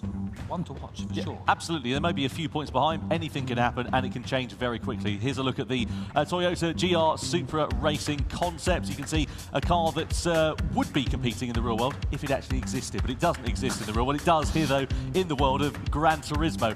What a car this is. We absolutely love it. The drivers love it, and it has been a very quick car, and of course a former champion car in the Manufacturers' Cup. Yeah, twice. So it's very, very quick in 2019 and 2021. You can see by the stickers on the side of the car there as well. Shame we didn't make this in real life, to be honest. I would love to have seen that lapping around the Nürburgring, but probably better for me if we didn't. Here are 3 of, I guess, our star drivers here. Our top 3 teams, aren't they? Yeah, I mean, Angel's been around for a very long time, of course. Very quick driver, winner in LA for Team Porsche. Kokubun, the first event, I think it was in Tokyo in 2018. He won that a long time ago now, getting old. And Kylian Drumont, very, very fast Frenchman. Yeah, no doubt about it. And Inestrosa, he actually won in Tokyo in 2019 for Porsche, if you remember that one as well. Porsche. Long time ago, that there as well. So, yeah, very excited to see what's going to happen here as we get ready to go racing. The third race of the evening is about to get underway for the Manufacturers' Cup. Yes, before we get into the race, we've spotted the cutest thing ever. Exactly. とっても可愛い人たち見つけました。こんにちは。楽しんでますか？楽しんでますか？楽しんでますか？楽しんでますか？ Are you ready? Yay!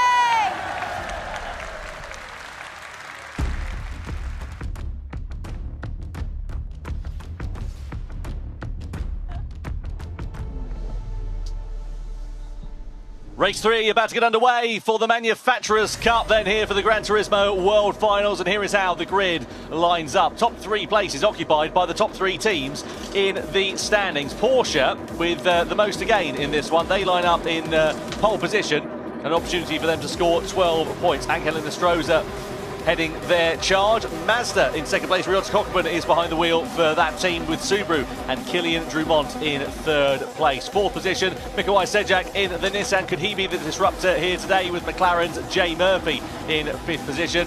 Lexus and Giorgio Mangano lining up P6 on the grid, and then Ferrari's Jun Hashima is in 7th place. Alongside them is Lamborghini, and for Simon Rosenberger, then you've got Honda's Valerio Gallo.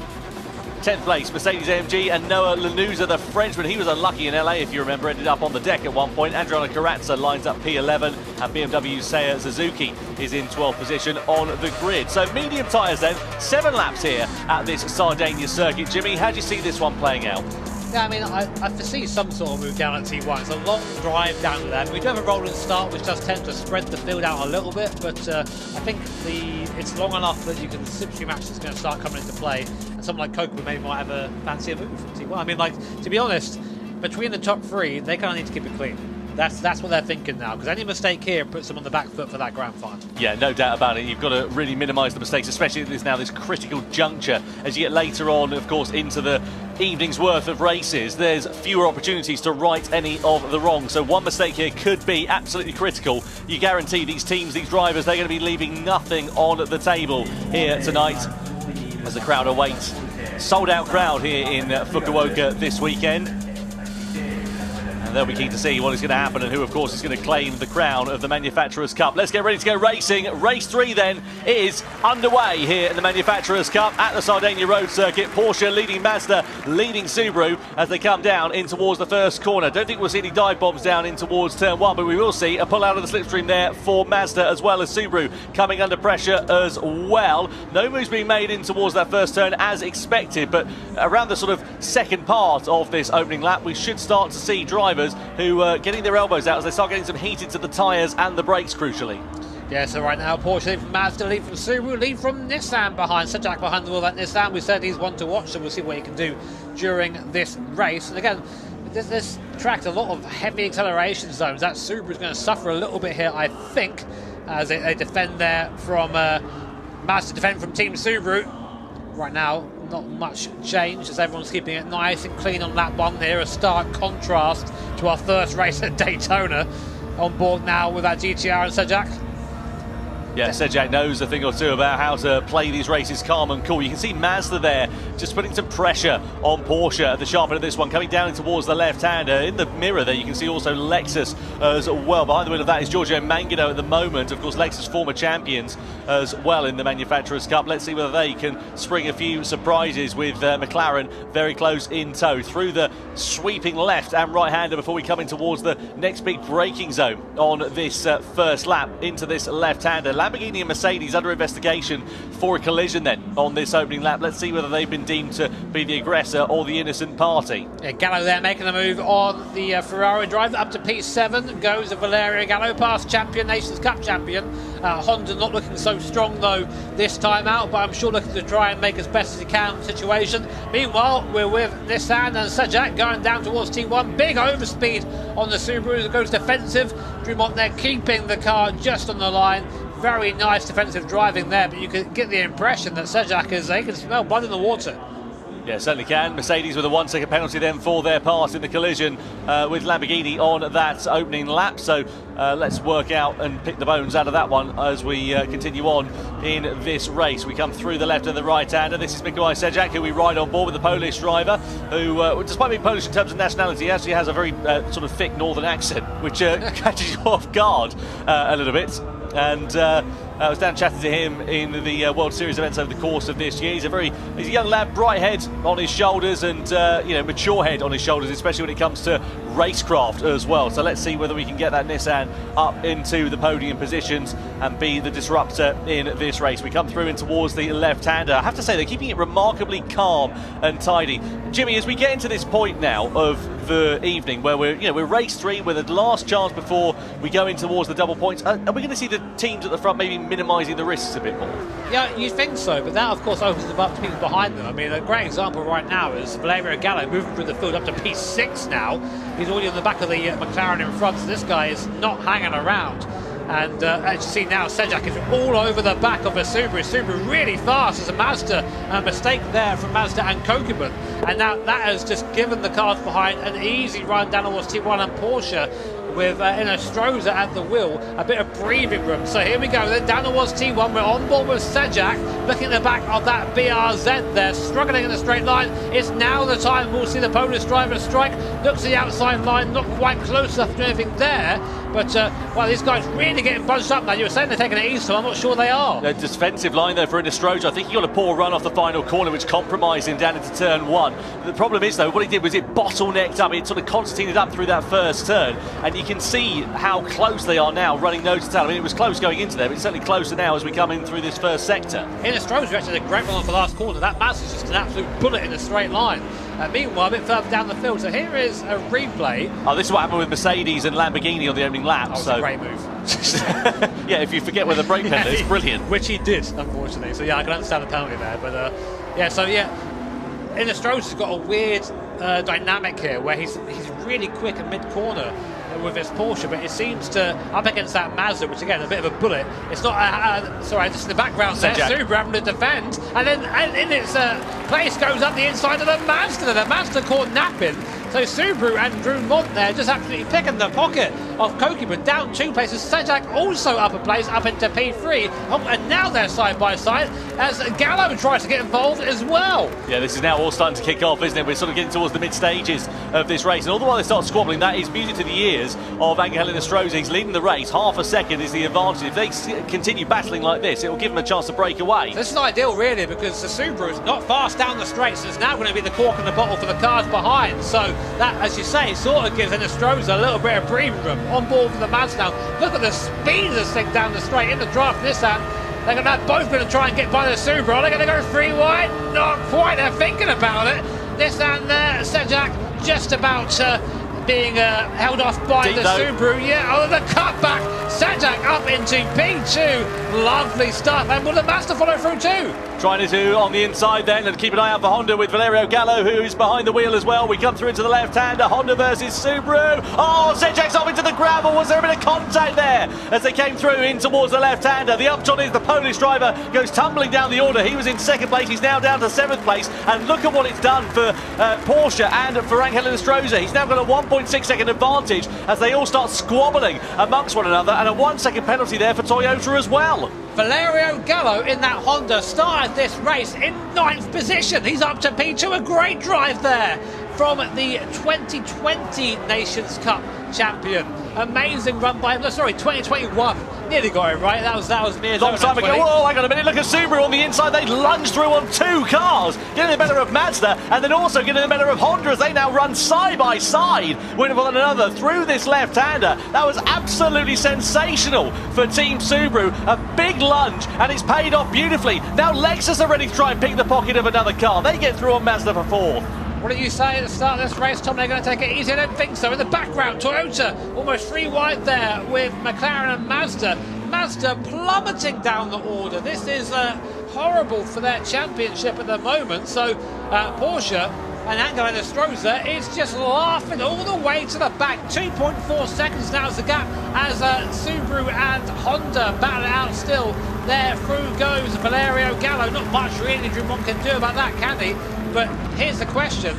Are they going to keep squabbling, or does Gallo have the pace to catch that Porsche in front? Well, the problem here for Drummond is obviously he was the cork in the bottle. So now that Valerio Gallo's gone through, you would imagine that unless he's able to keep the pace with the Honda and live with it in a straight line, he's going to start dropping back. That might pop him into the clutches of Lexus, it might pop into the clutches of McLaren. It could be even worse here for Kylian Drummond, but you can see what it means though for Porsche at the moment. If the checker flag fell now, it would be a dream start to the grand final with a 3-point advantage over Subaru and even more over the Mazda team as well, who've dropped down into 6th place. Maybe you've got to just manifest it. Maybe that's the trick. Angel saying, you know what, we're going to win this.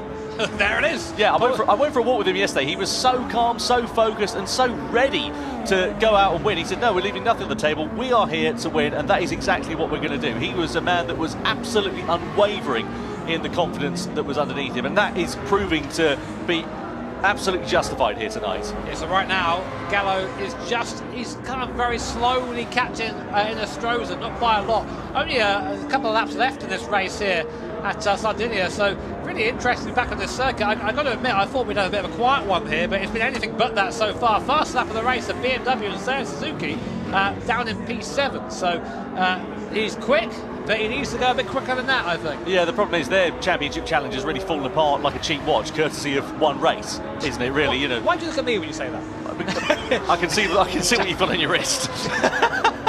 Across the sideline we go. McLaren versus Lexus side by side with one another as we come down the start-finish straight in towards the left-hander as we go over the crest of the hill. Lexus on the inside, McLaren on the outside then. So Mangano versus Murphy in the Lexus versus the McLaren. Mazda and Cockerman ready to try and pick their pocket as well. That'll be damage limitation there for Cockerman as they try to ascend their way back up the order following the early dramas that they have suffered. As they flick it through in towards the right-hander, it all stays pretty stagnant in terms of the positions for now. Let's have a look at this battle then with Mazda. So this is a lunge to the inside. And I don't know if there was contact there. It just looked like Sejak outbraked himself from that angle, at least, certainly. I think they both did. Like, there wasn't any clear moving of the car there, but I'm sure Sejak will have his own opinions on what happened there as well. But we really, I mean, for Mazda and Team and Cockerman, he really needs to invent something now because he's down in 6th place. He needs better points than this. Lexus and McLaren side by side. Still, that McLaren's getting put on the grass. Yep, why'd you go? And then it comes back on and it hits the Mazda there. Cockerman into the barrier goes Team McLaren.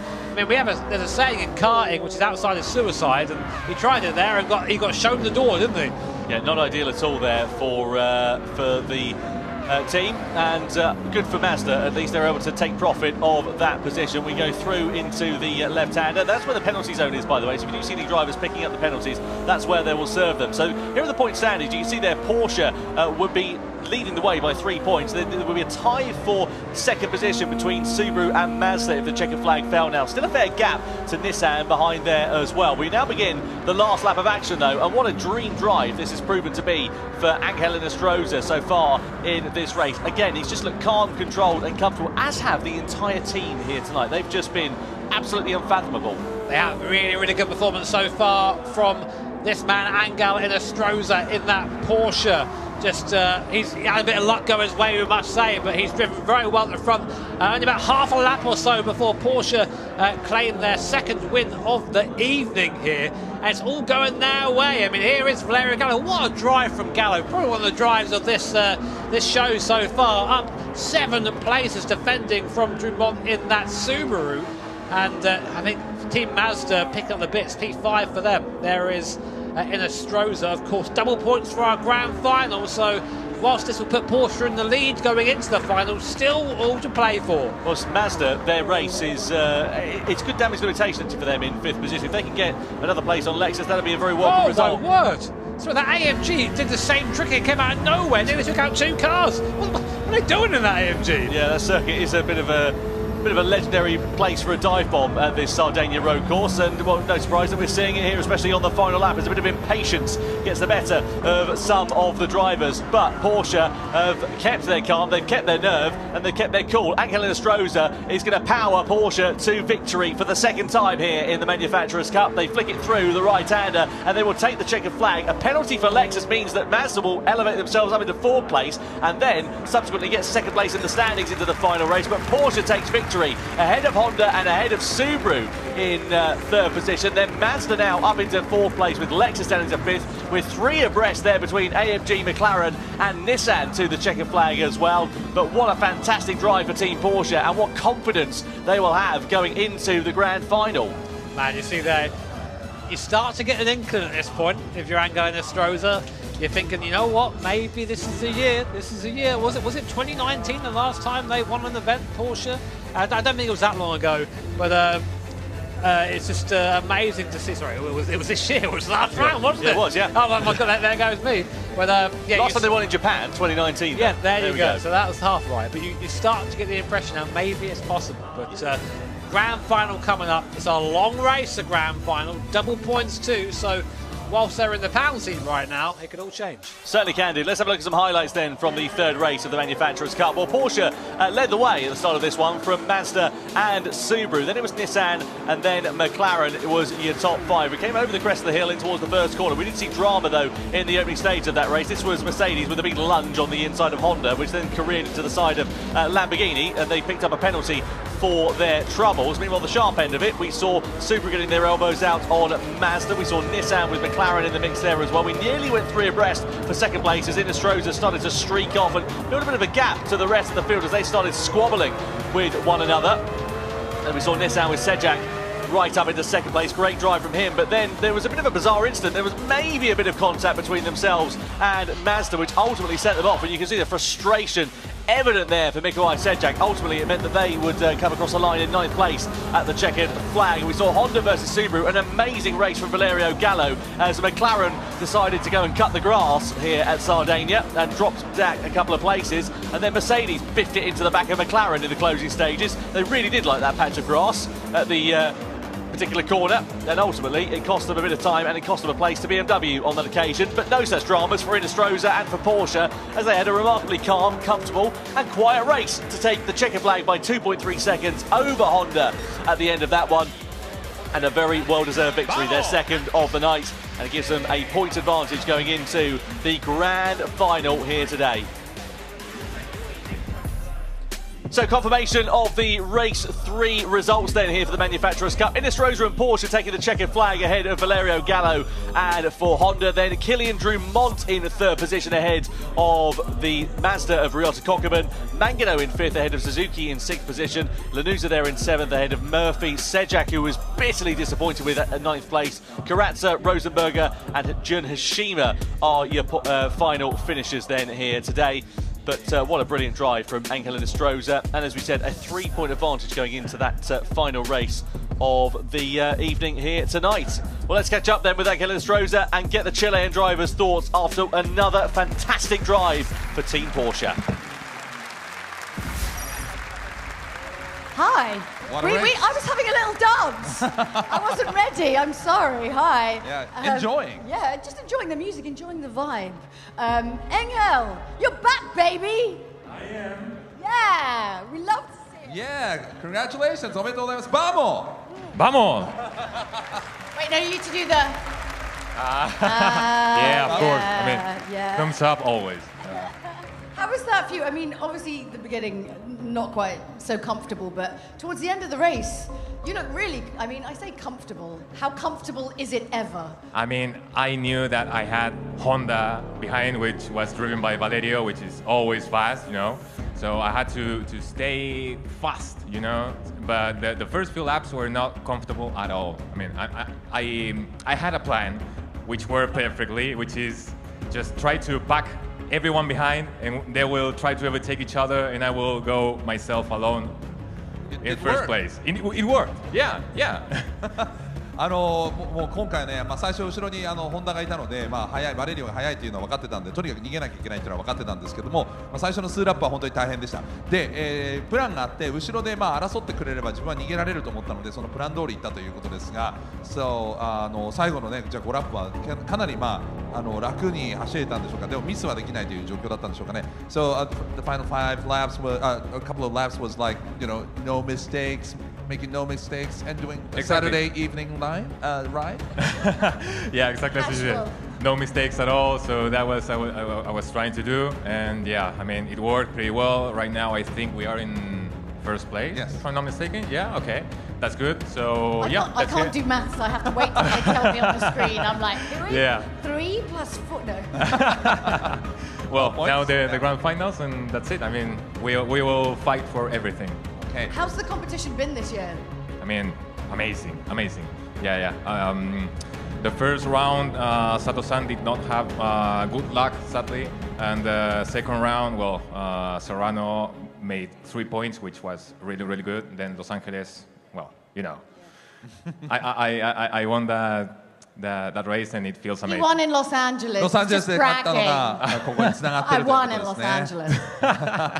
I won in Los Angeles. これでシーズントップに立ったということで、この後のファイナルも本当に楽しみなんですけれども、最初はね、佐藤さんが、第一戦はですね、ちょっと不運もあったんですけども、その後3ポイント取って、自分がロサンゼルスで勝って、そして、この状況でロサンゼルスで勝ったということで、拍手もう一度お送りしましょう。2勝ということです。2 wins then. Well, look, congratulations. Good luck in the final race to all the drivers. And we'll throw it back up to Tom and Jimmy. It's the grand final, Sasha. I'm very excited. It is. One more. Oh. Sasha's going to need to go and get a hearing test after that one, I think.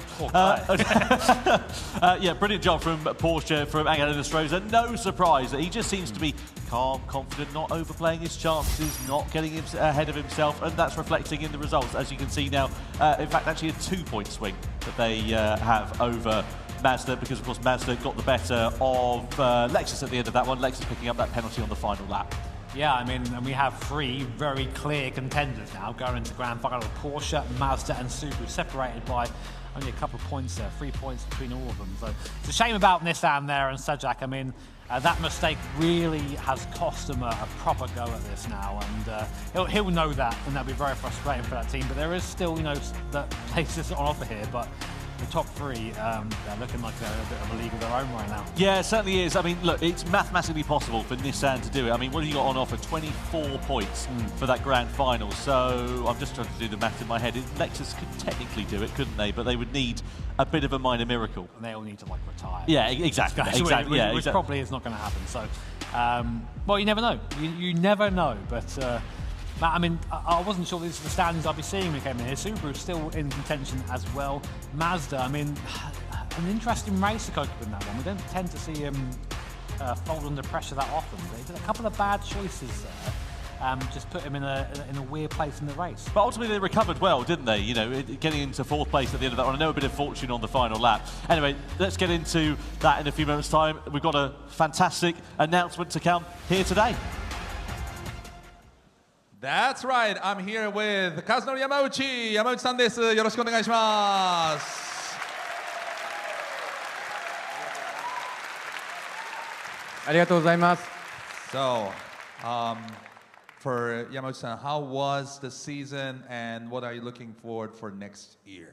まずは今シーズンここまでどうだったのかと、来シーズンに向けてはどうですかと、来年に向けてはどうですかというところをまず伺いたいと思います。はい、今年のレース本当にどれもいいレースで、一つ一つ数えればキリがないんですけれども、今ねこうして本当にワールドファイナルを迎えられたことは本当に嬉しく思っています。で、ちょっと気が早いんですけれども、来年の話も少ししたいと思っていて。はい。So, first of all, we had so many good races. Not to be named. I mean, every race was good, and really happy that we are here for the finals. But I want to go a little bit forward to next year and make some announcement. その、来年の話では。はい。まず一つ目が、来年なんですが、シーズン結構早く始まります。具体的には1月の中旬、もうすぐですよね。1月の中旬からオンラインシーズンが始まります。So the next season will start really early, mid-January. The online will start, and あともう一つはですね、ビデオをご覧になっていただければいいかなと。And for the next announcement, let's look at the video.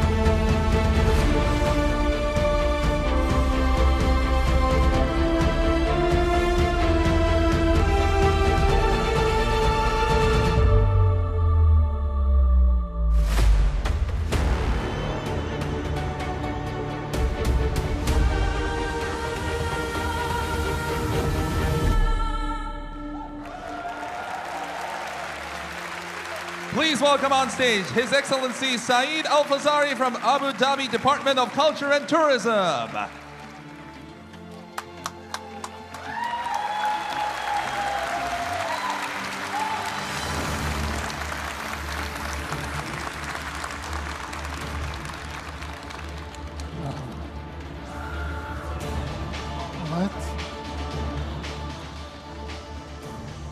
Alright, so you have a special announcement. You're here in Fukuoka for the announcement. 特別なアナウンスメントのために来ていただきました。Would you please announce it? サイド閣下です。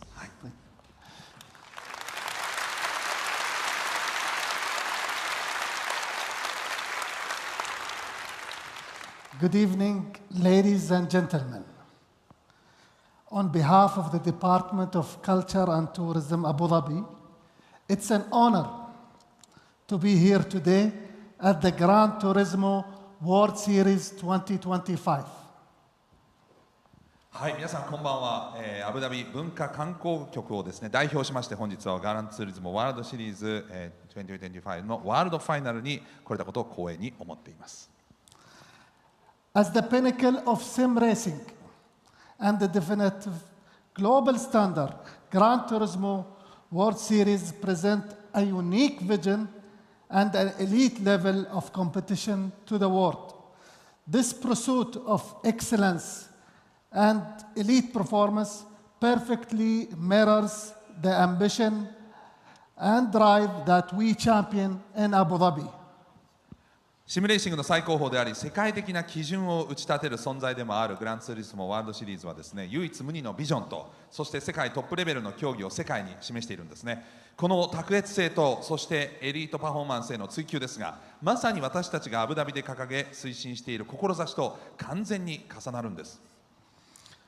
Abu Dhabi is transforming into a global gaming hub, establishing the Emirate as the center of excellence that sets industry benchmarks from talent development and business attraction to game development and the hosting of elite sports events. はい、アブダビは現在ですね世界的なゲーミングハブへと変貌をですね遂げているんですね。人材育成そしてビジネスの誘致ゲーム開発さらにトップレベルのこの e スポーツのイベントの開催に至るまでですね業界のベンチマークを打ち立てる卓越性の拠点としてその地位を確立しつつあるんです。 Through initiatives like Abu Dhabi Gaming, the Emirate is developing a dynamic industry that connects businesses, investors, innovators, and talent across the global gaming value chain. We are creating an end-to-end gaming ecosystem that empowers the next generation of creators, developers, publishers, and eSport athletes to thrive from Abu Dhabi. アブダビゲーミングをはじめとする取り組みを通じてですね、私たちは企業、そして投資家、イノベーター、さらに才能ある人材をグローバルなゲーミングバリューチェーンを全体でつなぐ活気ある産業を育成しているんです。アブダビを拠点に次世代のクリエイター、開発者、そしてパブリッシャー、さらに e スポーツアスリートが活躍できるエンドトゥエンドのゲーミングエコシステムを構築しているんです。Recently, we were thrilled to see Abu Dhabi make a statement in the gaming world as Yas Marina Circuit was added to Gran Turismo 7, breaking new ground. This exciting development offers players around the world the opportunity to experience our iconic track in-game and showcases our city in new audiences around the world. 最近ではですね、ヤスマリナサーキットもグランツーリスモ7に追加されたことによりですね、アブダビがゲーミングの世界で大きな存在感を示したことを私たちは大変嬉しく思っているんです。この画期的な取り組みによって世界中のプレイヤーがですね、ゲーム内で私たちの象徴的なサーキットを体験できるようになりまして、アブダビという都市を新たなオーディエンスに向けて発信する機会ともなりました。Building on this momentum, today I have the pleasure of making another exciting announcement that supports our ambition to elevate Abu Dhabi's position as a global gaming hub. はい、この勢いをさらに発展させる形でですね、本日アブダビが世界的なゲーミングハブへと押し上げていくもう一つのエキサイティングな興奮する発表をさせていただきたいと思います。I am delighted to share that Abu Dhabi will host the opening event of the Gran Turismo World Series 2026.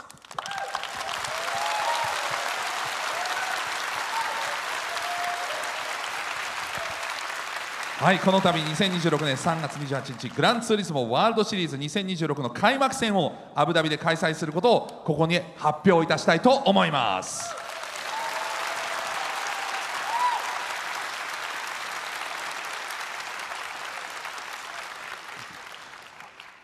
On 28th of March 2026, this marks a significant moment for sim racing in the region and for Abu Dhabi's growth as a global destination for elite sports events. 2026年の3月28日でこの地域におけるシムレーシングにとって、そしてアブダビが世界有数のエリート e スポーツ開催地として成長していく上で非常に重要な節目の日ということになります。Events like this go beyond competition. They are catalysts for growth, supporting the evolution of Abu Dhabi gaming sector, diversifying the economy, and laying the foundation of future careers in a global industry. このようなイベントは単なる競技の場にとどまりません。アブダビのゲーミング産業の進化を後押ししまして、経済の多角化を促進、グローバル産業における将来のキャリアへの基盤を築く成長の原動力なんです。We look forward to welcoming you all to Abu Dhabi and hosting the opening event of the 2026 season, setting the tone for another gripping year of on-track competition. Thank you.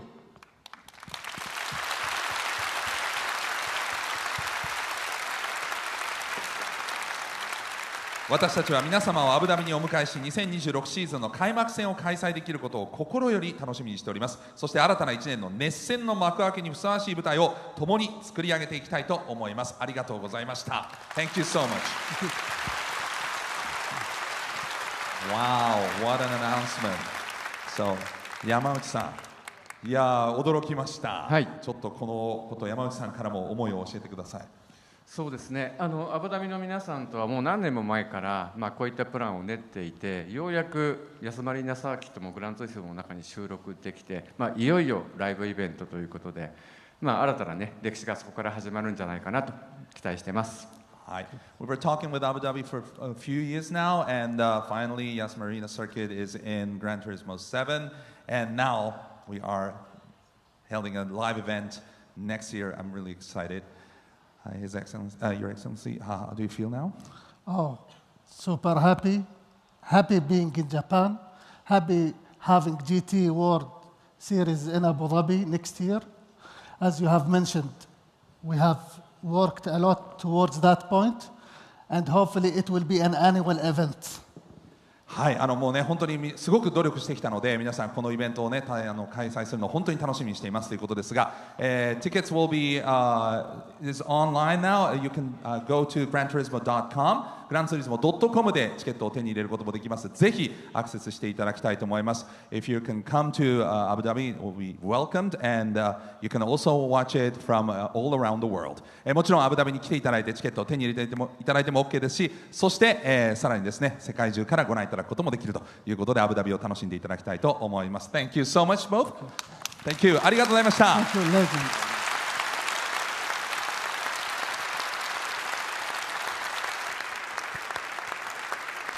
Well, hugely exciting to see Gran Turismo going to the Middle East for the very first time, to Abu Dhabi, and that is exactly where we're going to be hosting the grand final for the Manufacturers' Cup here today as well. Brand new, of course, in GT7, launched as part of the Spec 3 update, along with a couple of new cars and some other circuits and all of that sort of stuff. But, you know, this circuit in particular is a bit of a classic now, isn't it, really, in terms of some of the racing action that we've seen over the years? Yeah, you can't forget how long it's been around now, actually. It's 2009. Wow, really? Yeah, man, we're getting old.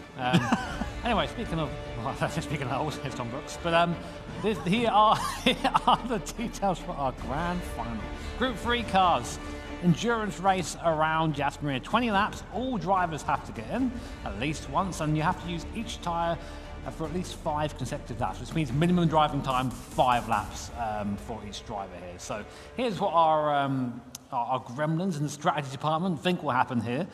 Do you agree with that, Tom? Well, I mean, I was speaking to a couple of the drivers. They said that, look, the soft tyres, they go off the boil really, really quick. They said the medium tyres, a lot less so. So who knows? You could see a few interesting strategies. 9 laps is what they reckon the absolute maximum is going to be on that medium compacted tyre. But that's sort of the halfway house between that and the hard tyre. I mean, look at the difference in performance. The soft tyre, 2 seconds a lap quicker than the hard. So if you can eke out something on the mediums, it might prove to be beneficial. Yeah, hard tyre is marble, yet again. I mean, that's the problem with that tyre here. It's made for a much longer race distance. And whilst it is being used to that Dunlop hard tyre, it is just like, you tend to give that to maybe the weaker driver in the team, the driver who maybe struggles more around that circuit, and use that from there. So here is the starting grid based off the results of the last race. So Porsche, Honda, Subaru, Mazda. That's great for Porsche. They're in the penalty there. Now Honda is in the realms to upset someone, get in someone's way. So, I mean, that really realistically probably out of contention for a top 3 result here tonight, but they can definitely get in someone's way and ruin someone else's race. Yeah, what have they got, 18 points on the board, something like that? Well, there we go, let's have another look, shall we? Honda, a little bit fewer than that, actually. 13 points on the board there for Honda, but like you say, they could be the disruptor, the sort of the cat amongst the pigeons, as it were. Just to remind you of where we are at in terms of the points, Porsche now lead. They have a 2-point swing over Mazda, who are subsequently 1 point ahead of Subaru there as well. Then you've got Nissan, Lexus, BMW, McLaren and Toyota also have involved in their own battle on the fringes of the podium there, as it were. But really, the top 3, they're sort of the outliers here, aren't they, of Porsche, Mazda and Subaru. How are they going to play this one here, Jimmy? I mean, what would you be doing at the start of this race if it was down to you? Would you be putting your quick driver in first? Do you put your slow driver in the middle? How do you play it? It's a tough one. You have to really think about where you're starting on the grid. I mean, I can see now in the seat, Ango Inestrosa is starting the car for Team Porsche, and we've seen where he does well, leads from the front. So you put him maybe on the soft tyre and let him go from there. We know that team also contains Jose Serrano. Here are the winning predictions, by the way. Subaru, would you reckon that's fan favourite, you think? Well, I think they might have I think they might have a bit of popular opinion there. I mean, look, they're still very much opportunity to come and claim the title. They've won it twice before, haven't they, Subaru being Manufacturers' Cup champions? Tell you what, BMW and Lexus and Joyers huffing some copium at home right now. That's not happening, boys. I don't think. Unless there's some dramatic turnaround, it's going to be tough for those guys to come through. Not a lot of love for Mazda there as well, if I may say so. No? I really think it should be percentage-based. So if you pick like a more outside team, you get like more credits. But is that gambling? That might be a bit too close to gambling.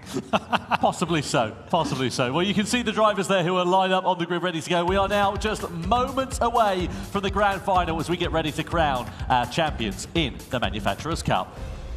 Well, it's almost the grand final, but we have someone who's come back again this year. Hello. なんと去年もいたカニ男さんです。なんと今年も来てくれました。カニ。カニ。He says crab. Fukuoka, are you ready for the grand final of the Manufacturers Series 2025? いよいよファイナル。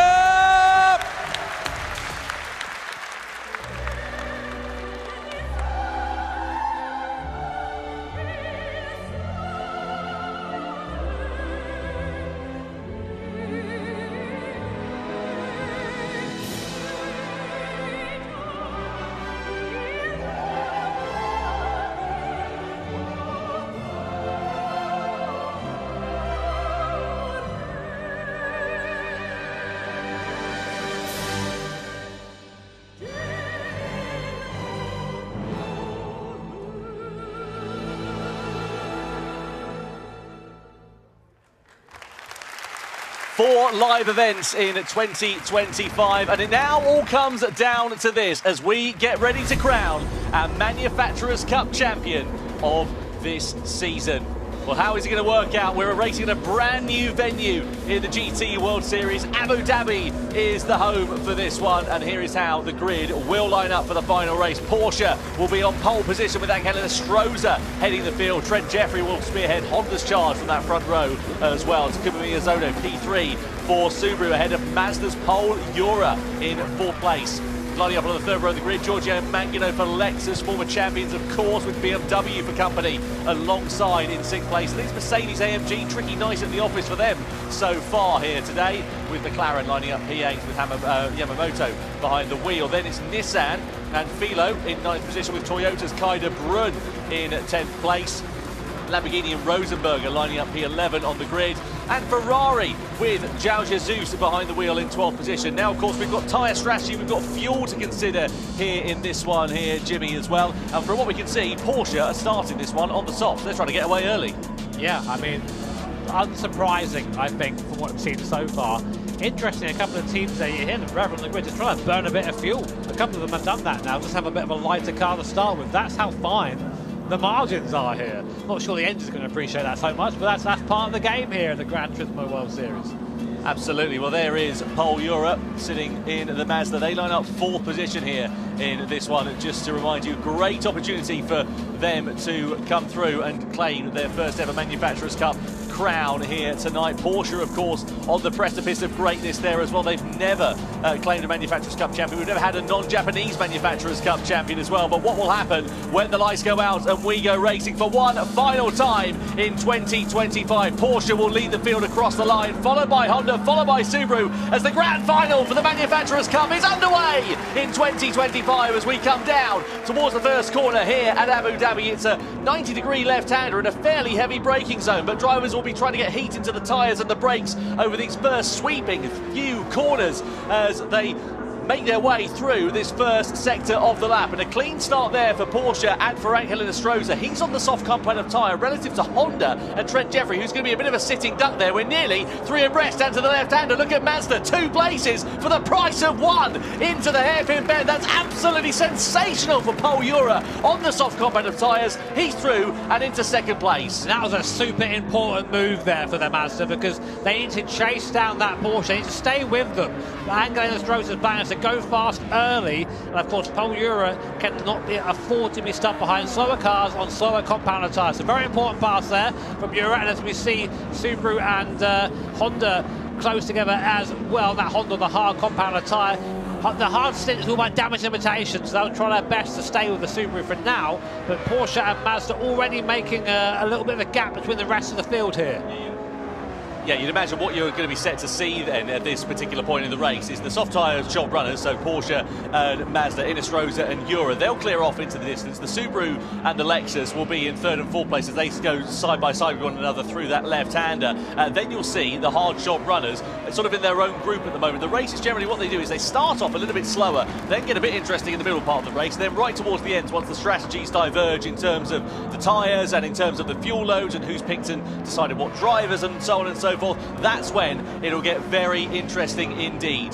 Yeah, but Lexus making a good start there up to P3, also past Team Subaru as well here. So Lexus is always a strong contender in these events. So it was 2018 they won. First time, and 2024 as well. And 2024, yeah. So they've got pedigree as Lexus, but a reminder, double points, of course, for this race. There your points are on screen. 24 for the winner, so huge haul if you manage to win this. And if the winner of this race is Porsche, Mazda or Subaru, each team respectively will take away the crown here today. Absolutely. So it's damage limitation then for Honda here. What they've got to try and do is hang on to the coattails of Subaru and Lexus as much as they can. They're involved in their own little sort of battle, as it were, going in towards this hairpin bend. And what Honda would really benefit from is if they just started fighting amongst one another. But however, these drivers, they're very experienced. Behind the wheel of that Lexus is Giorgio Mangano. He's been here since day one. Takuma Miyazono behind the wheel of the Subaru. He knows a thing or two about how to win a title. They're not going to start duffing one another up in this first phase of the race, and look at how they're just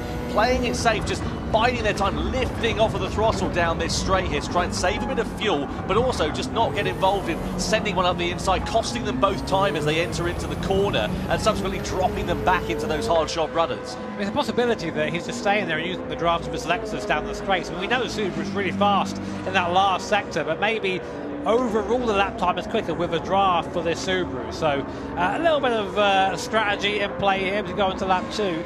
Of course, strategy, just a reminder, each tyre must be used a minimum of 5 laps, which means basically every driver has to drive at least 5 laps. So there are stronger and weaker drivers in each team. We tend to see the guys running the soft tyre be the fastest. I say that though. Who's quicker out of Serrano and Inestrosa? That's an interesting one to try and piece apart. But we'll leave that for now as we watch Lexus and Subaru go by what we've sort of christened as the Latifi Memorial there on the right-hand side. And luckily he's not in this race.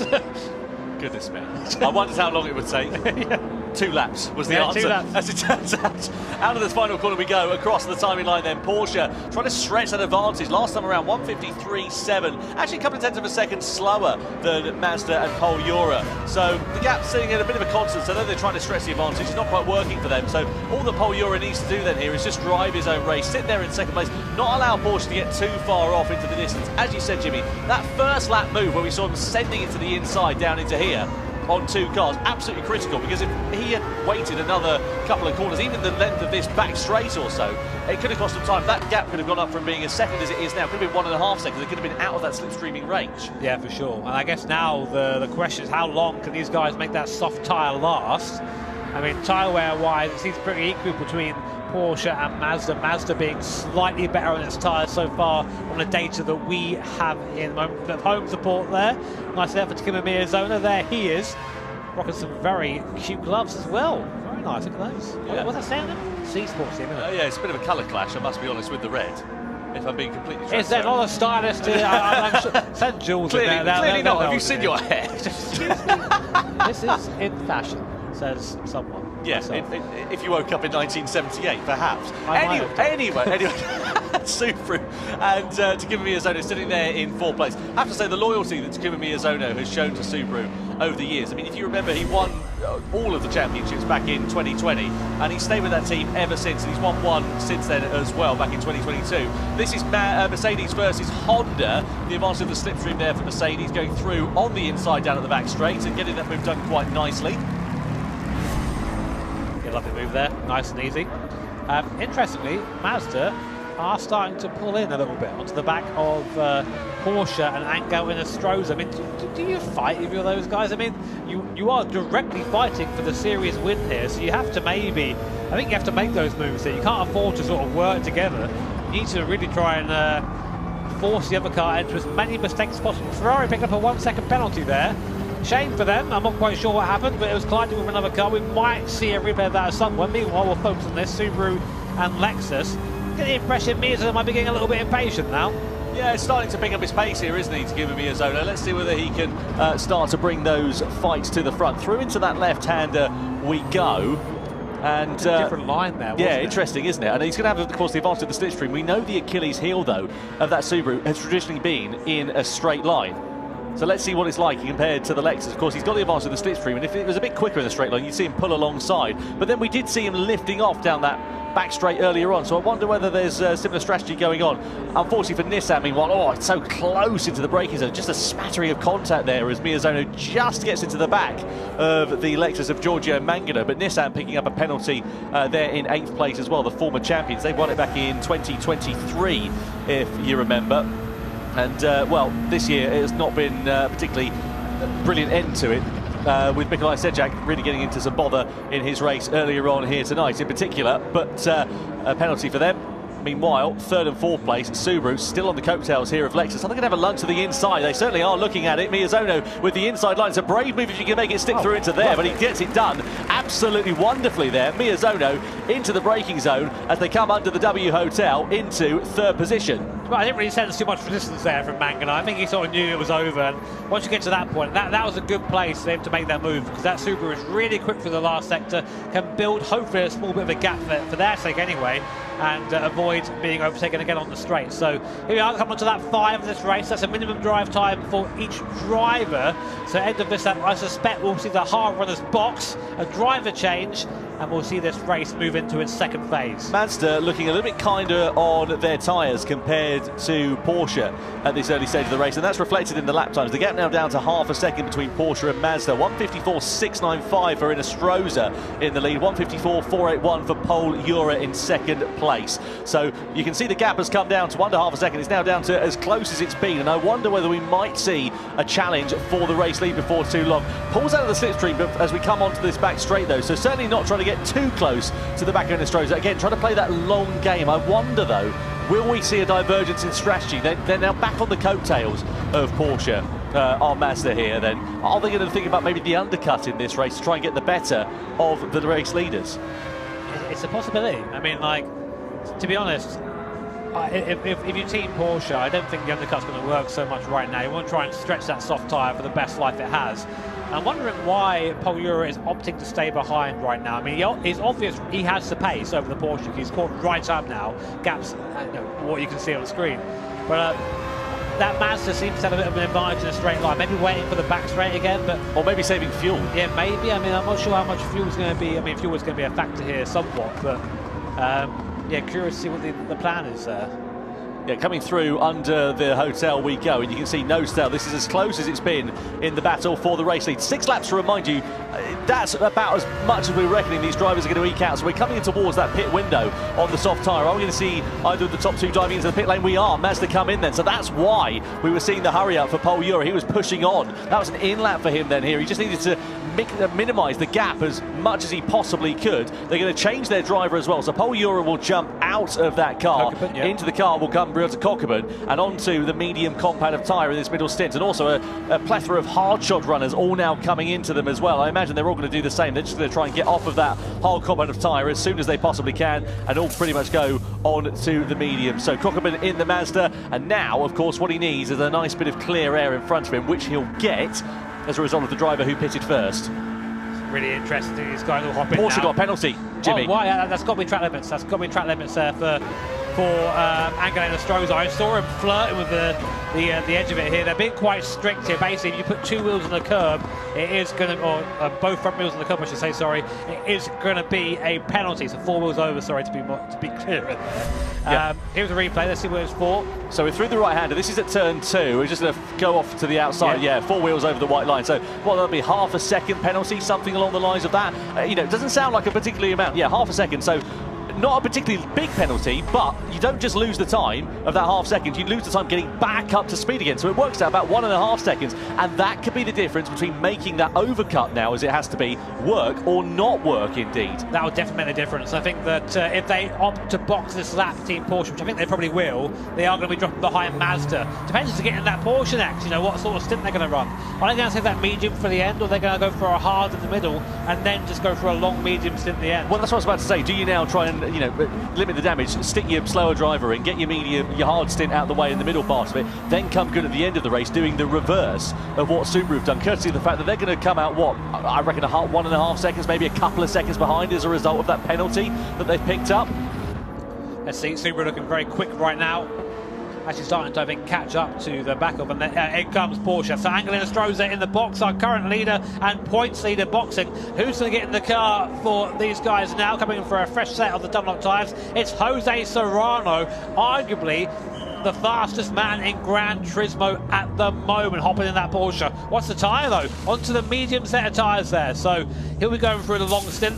I think that's a good call. Makes sense, yeah. If you're going to stick your quickest driver in, arguably one of your quickest drivers in, certainly, it's got to be Serrano, and it's got to be the medium combat of tyre. Maximise that stint of the race. But the question is, what you want to do in this one is where you come out relative to them. Yeah, Mazda have already come out, so they're going to clear off into the distance, but where are Porsche going to come out relative to everybody else? Are they going to have a nice bit of clear air here? So Mazda there, it's not working out particularly brilliantly there for them as well. So what have they dropped in terms of time? It's about a second and a half or so, exactly as we were expecting there between Mazda and between Porsche. So, yeah, interesting to see how that's worked out. Not at all for Porsche, unfortunately. Not really a strong outlap there, Kokibun, I don't think. I think that should have been a bigger gap, considering the penalty. See the Porsche there opting to pull off into the side of the road there as the lights come on and darkness descends here at Abu Dhabi. I mean, I don't really recognise the circuit beside the floodlights, to be honest, so looking forward to seeing how that looks. Replay here between BMW and Honda. So what happened here? So coming through into the final corner, BMW are going to be looking for the inside line. Oh, beautiful bit of switchback on the inside, gets that move done absolutely wonderfully there for BMW. That's Thomas Laboutelet, who was behind the wheel of the car. Meanwhile, the sharp end of this, now Subaru with Lexus right on their coattails. So this was the battle for third place, just to remind you, prior to the pit stops. They are the drivers who start on the medium combat of tyre. They haven't yet pitted. About 9 laps or so. That's what we reckon the medium tyres are going to be able to eke out in this race. But Lexus and Subaru, they kept each other honest in the opening stage of this race. And they're just sitting there waiting for the right opportunity. I don't think they're going to send anything to the inside. We're not going to see that from Giorgio Mangano behind the wheel of that Lexus. But, again, they just kept Subaru in their sights for now. Kept the gap at a constant, playing the patient game. Yep, so looking at Team Subaru right now, one of our contenders here at the Grand Finals at Fukuoka. It all comes down to this. It's been a long year for these guys. Our 4th event, of course, for our Manufacturers' Cup, with 3 teams in it to win it: Mazda, Subaru and Porsche. Currently, if it ended as it was, Subaru would be your champions, but they've not pitted yet, so probably not going to happen. But right now, Giorgio Mangano keeping them honest in the Lexus. You know, as you say, former champion 24 and 2018, so big pedigree for Team Lexus. Unfortunately, points-wise, not really in contention for the win here today, even 0 points. And it's a shame for Lexus because, as we know, reigning Manufacturers' Cup champions, it just hasn't worked out for them this season. They've been sufferers of a fair bit of misfortune, but also they've just not really been in the same league as some of the other drivers, some of the teams and the consistencies that we've seen over the course of this season. And that goes back to the old adage of consistency creates champions, and that's exactly what we've seen over the course of this year, and it's ultimately what has been the downfall of Lexus's title defence in 2025. They are, though, still sitting on the back of the Subaru. I think he's thinking about it now. He's starting to think, right, okay, I'm getting a bit bored of sitting there. Although saying that, washing wide, understeering, those front tyres starting to wear on that Lexus, you can really see the difficulty of turning in there. The car won't rotate in the same way it used to as we go through this very technical section. There is actually quite a bit of camber. You don't quite see it on the broadcast, but it's off camber both these corners, so the car is really difficult to get to the apex, and there, how close they get to the wall. In the background there, Kylian Drumont waiting behind Miyazona. He'll be in next. Miyazona pulls to the right-hand side into the pit lane from his first box at the end of lap 8. So 1 lap earlier than we expected there, and Kylian Drumont will get in. What tyres they're going to put on for Drumont? It has to be soft, surely. Yeah, we need to see what the time is in terms of laps for Takuma Miyazono. It's 1:57.264, but it's the sector times here, because you would imagine Miyazono is going to come in next time around. But will they be able to, now they're in clear air, just run their own race, get a good in-lap for this? Soft tyres going on the Subaru, so you would imagine the Lexus, Giorgio Mangano behind the wheel of that car, is probably going to follow the same strategy, just mirror what they're doing and then duke it out in the closing stages of the race. Meanwhile, Lexus leading now, owing to the fact that Subaru have pitted. Mazda and Porsche. Porsche's got right onto the back of Mazda now. That gap down from 1.5 seconds to just over 7/10 of a second. That'll be in slipstream range. 4/10 of a second quicker last time around Jose Serrano compared to Ryota Kokkonen in this middle stint. You were mentioning that Jose Serrano is arguably one of the quickest drivers in GT, and he's proving that here at this phase of the race. And this could be the thing that wins Porsche this race, and possibly even the championship here tonight as well. Is this middle stint depends on what happens here for Jose Serrano, but if he can keep himself honest with Mazda when they go onto the hard tyres in the closing stages, they could be right there in contention, especially after suffering that misfortune prior to the first pit stop. It's all going to unravel soon. We'll keep an eye on it, of course, as we get towards the midway here, the grand final. Lexus leader, I assume they'll be boxing this lap. Mangalo, the pace is starting to fall for Mangalo now, so you don't want to be staying out too long.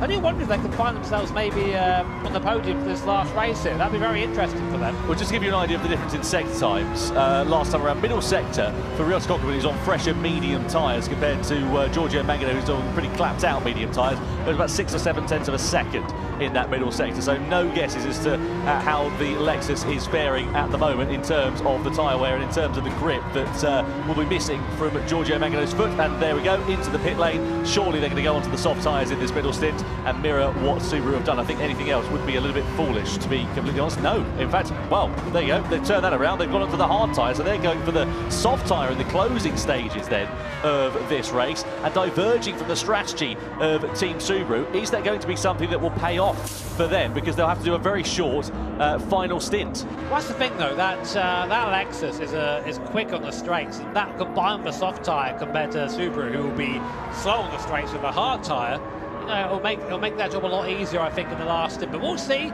as we go on to lap 10 here. I wonder what it'll be like in terms of the gap for Lexus once they come out of the pit lane, because if they can stay within slipstream range of a car in front, that'll really help them out in terms of keeping that gap at a constant and limiting the damage. And it's worked out nicely, so they've clearly been calculating that between the teams and the drivers. They've got, of course, driver to team radio, so they can communicate with one another. They've obviously looked at the gaps, done the calculations on the fly. 1.5 seconds, it's just about enough to be within slipstreaming range, as we see Mazda versus Porsche starting to kick off into the braking zone of the left-hander. Porsche with the inside line, challenging for the race lead, and Jose Serrano goes through on Ryota Kokkonen to hit the front for the first time then in the Porsche. Are we going to see a retaliation though from Mazda as we come in towards the next braking zone? They're in the slipstream here, and are they going to think about sending it through to the inside or the outside? Well, Serrano's parking the car on the inside of the corner. Mazda aren't going to be able to launch anything through because the line is going to be blocked unless Serrano runs it a bit wide. It sort of switches back on the inside as they go side by side with one another. We come through in towards the third sector. Mazda on the outside now as we flick it through into the right. Porsche on the inside. They hold the line and they'll hold the place into the braking zone as well.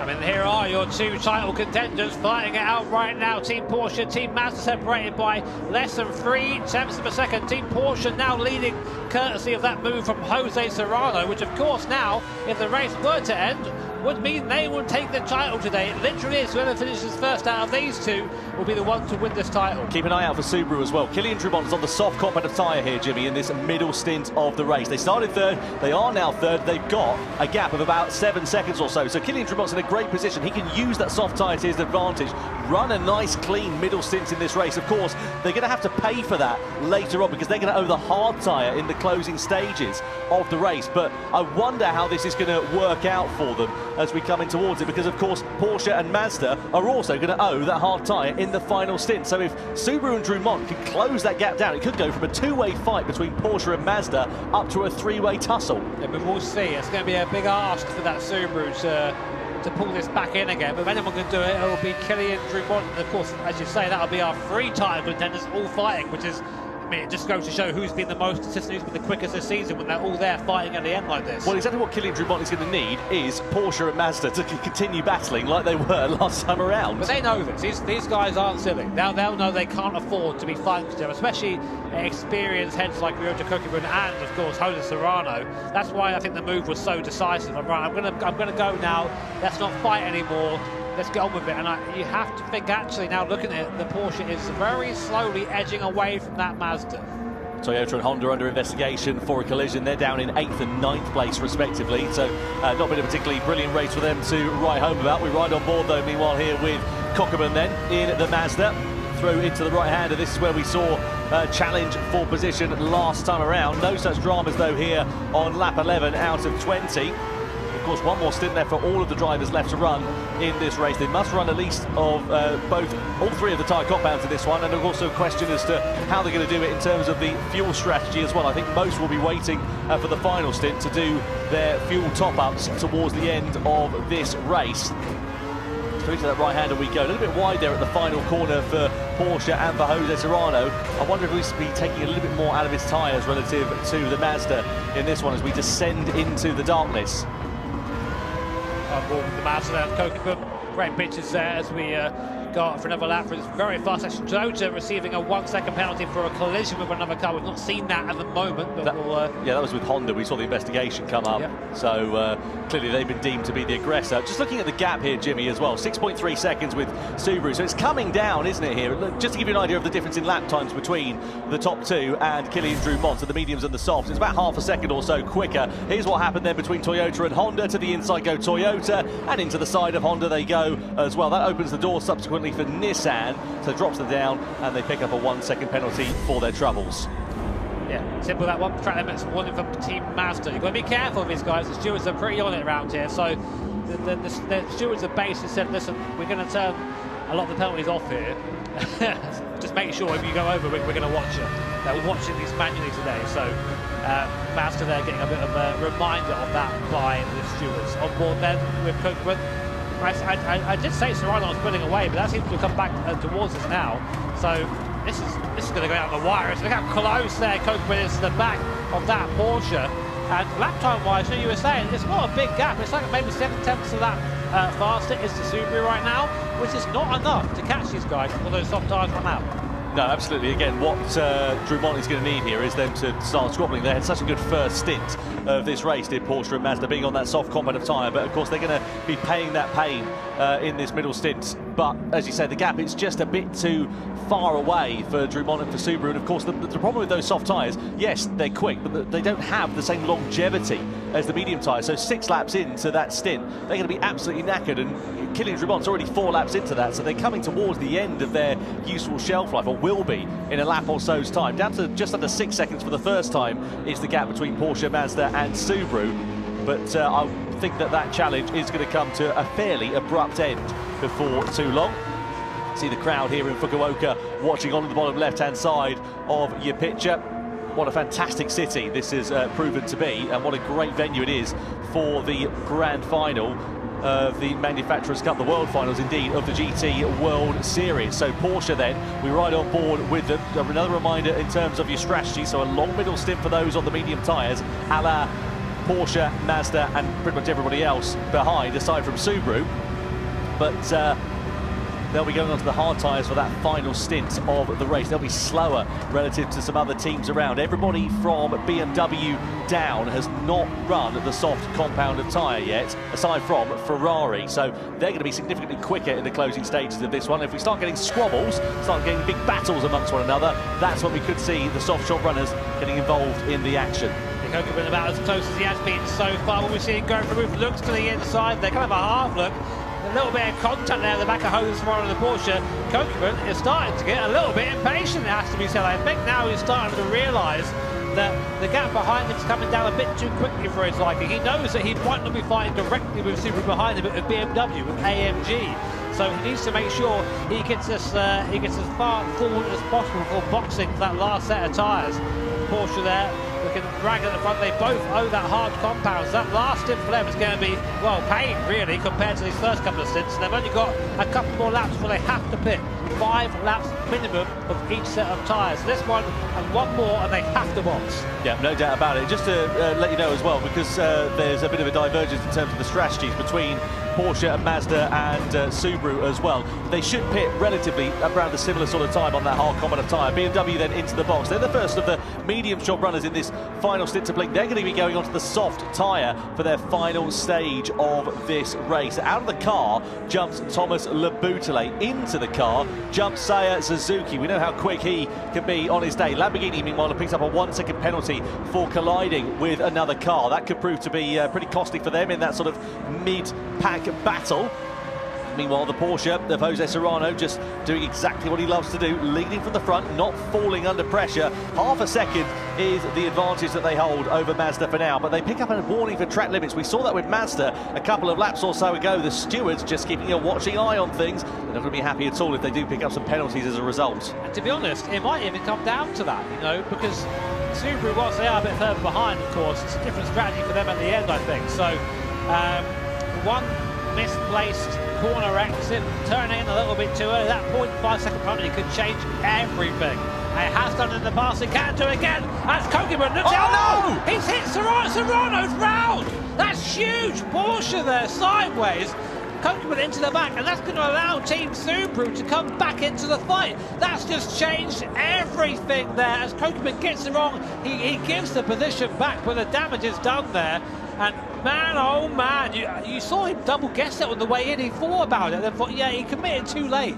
Far too late for that to work out, and that's cost them both about 3 seconds. Proper save, though, from Jose Serrano, if I may say so. Very well done. Great car control. And now we're going to start to see the final pit stops taking place as well. So Angelina Stroza is going to jump into that car next time around. No, wait, he started the race. Sorry, I beg your pardon. No, he's just, he's watching on. So it'll be Sato, won't it, for the final stint? You're absolutely right. Meanwhile, there are your live points rankings. So whoever wins this one will be winning this race. No further action. They deemed it a racing incident. I mean, I suppose you could look at it and say that, you know, Kokeman, of course, yeah, he made a mistake, but he didn't gain anything as a result of that. It's as it was. He did, but Subaru did, and so did the rest of the field. So, yeah, I mean, what the stewards say is final. AMG in now. Now another contentious race onto the soft compounder tyres goes the AMG.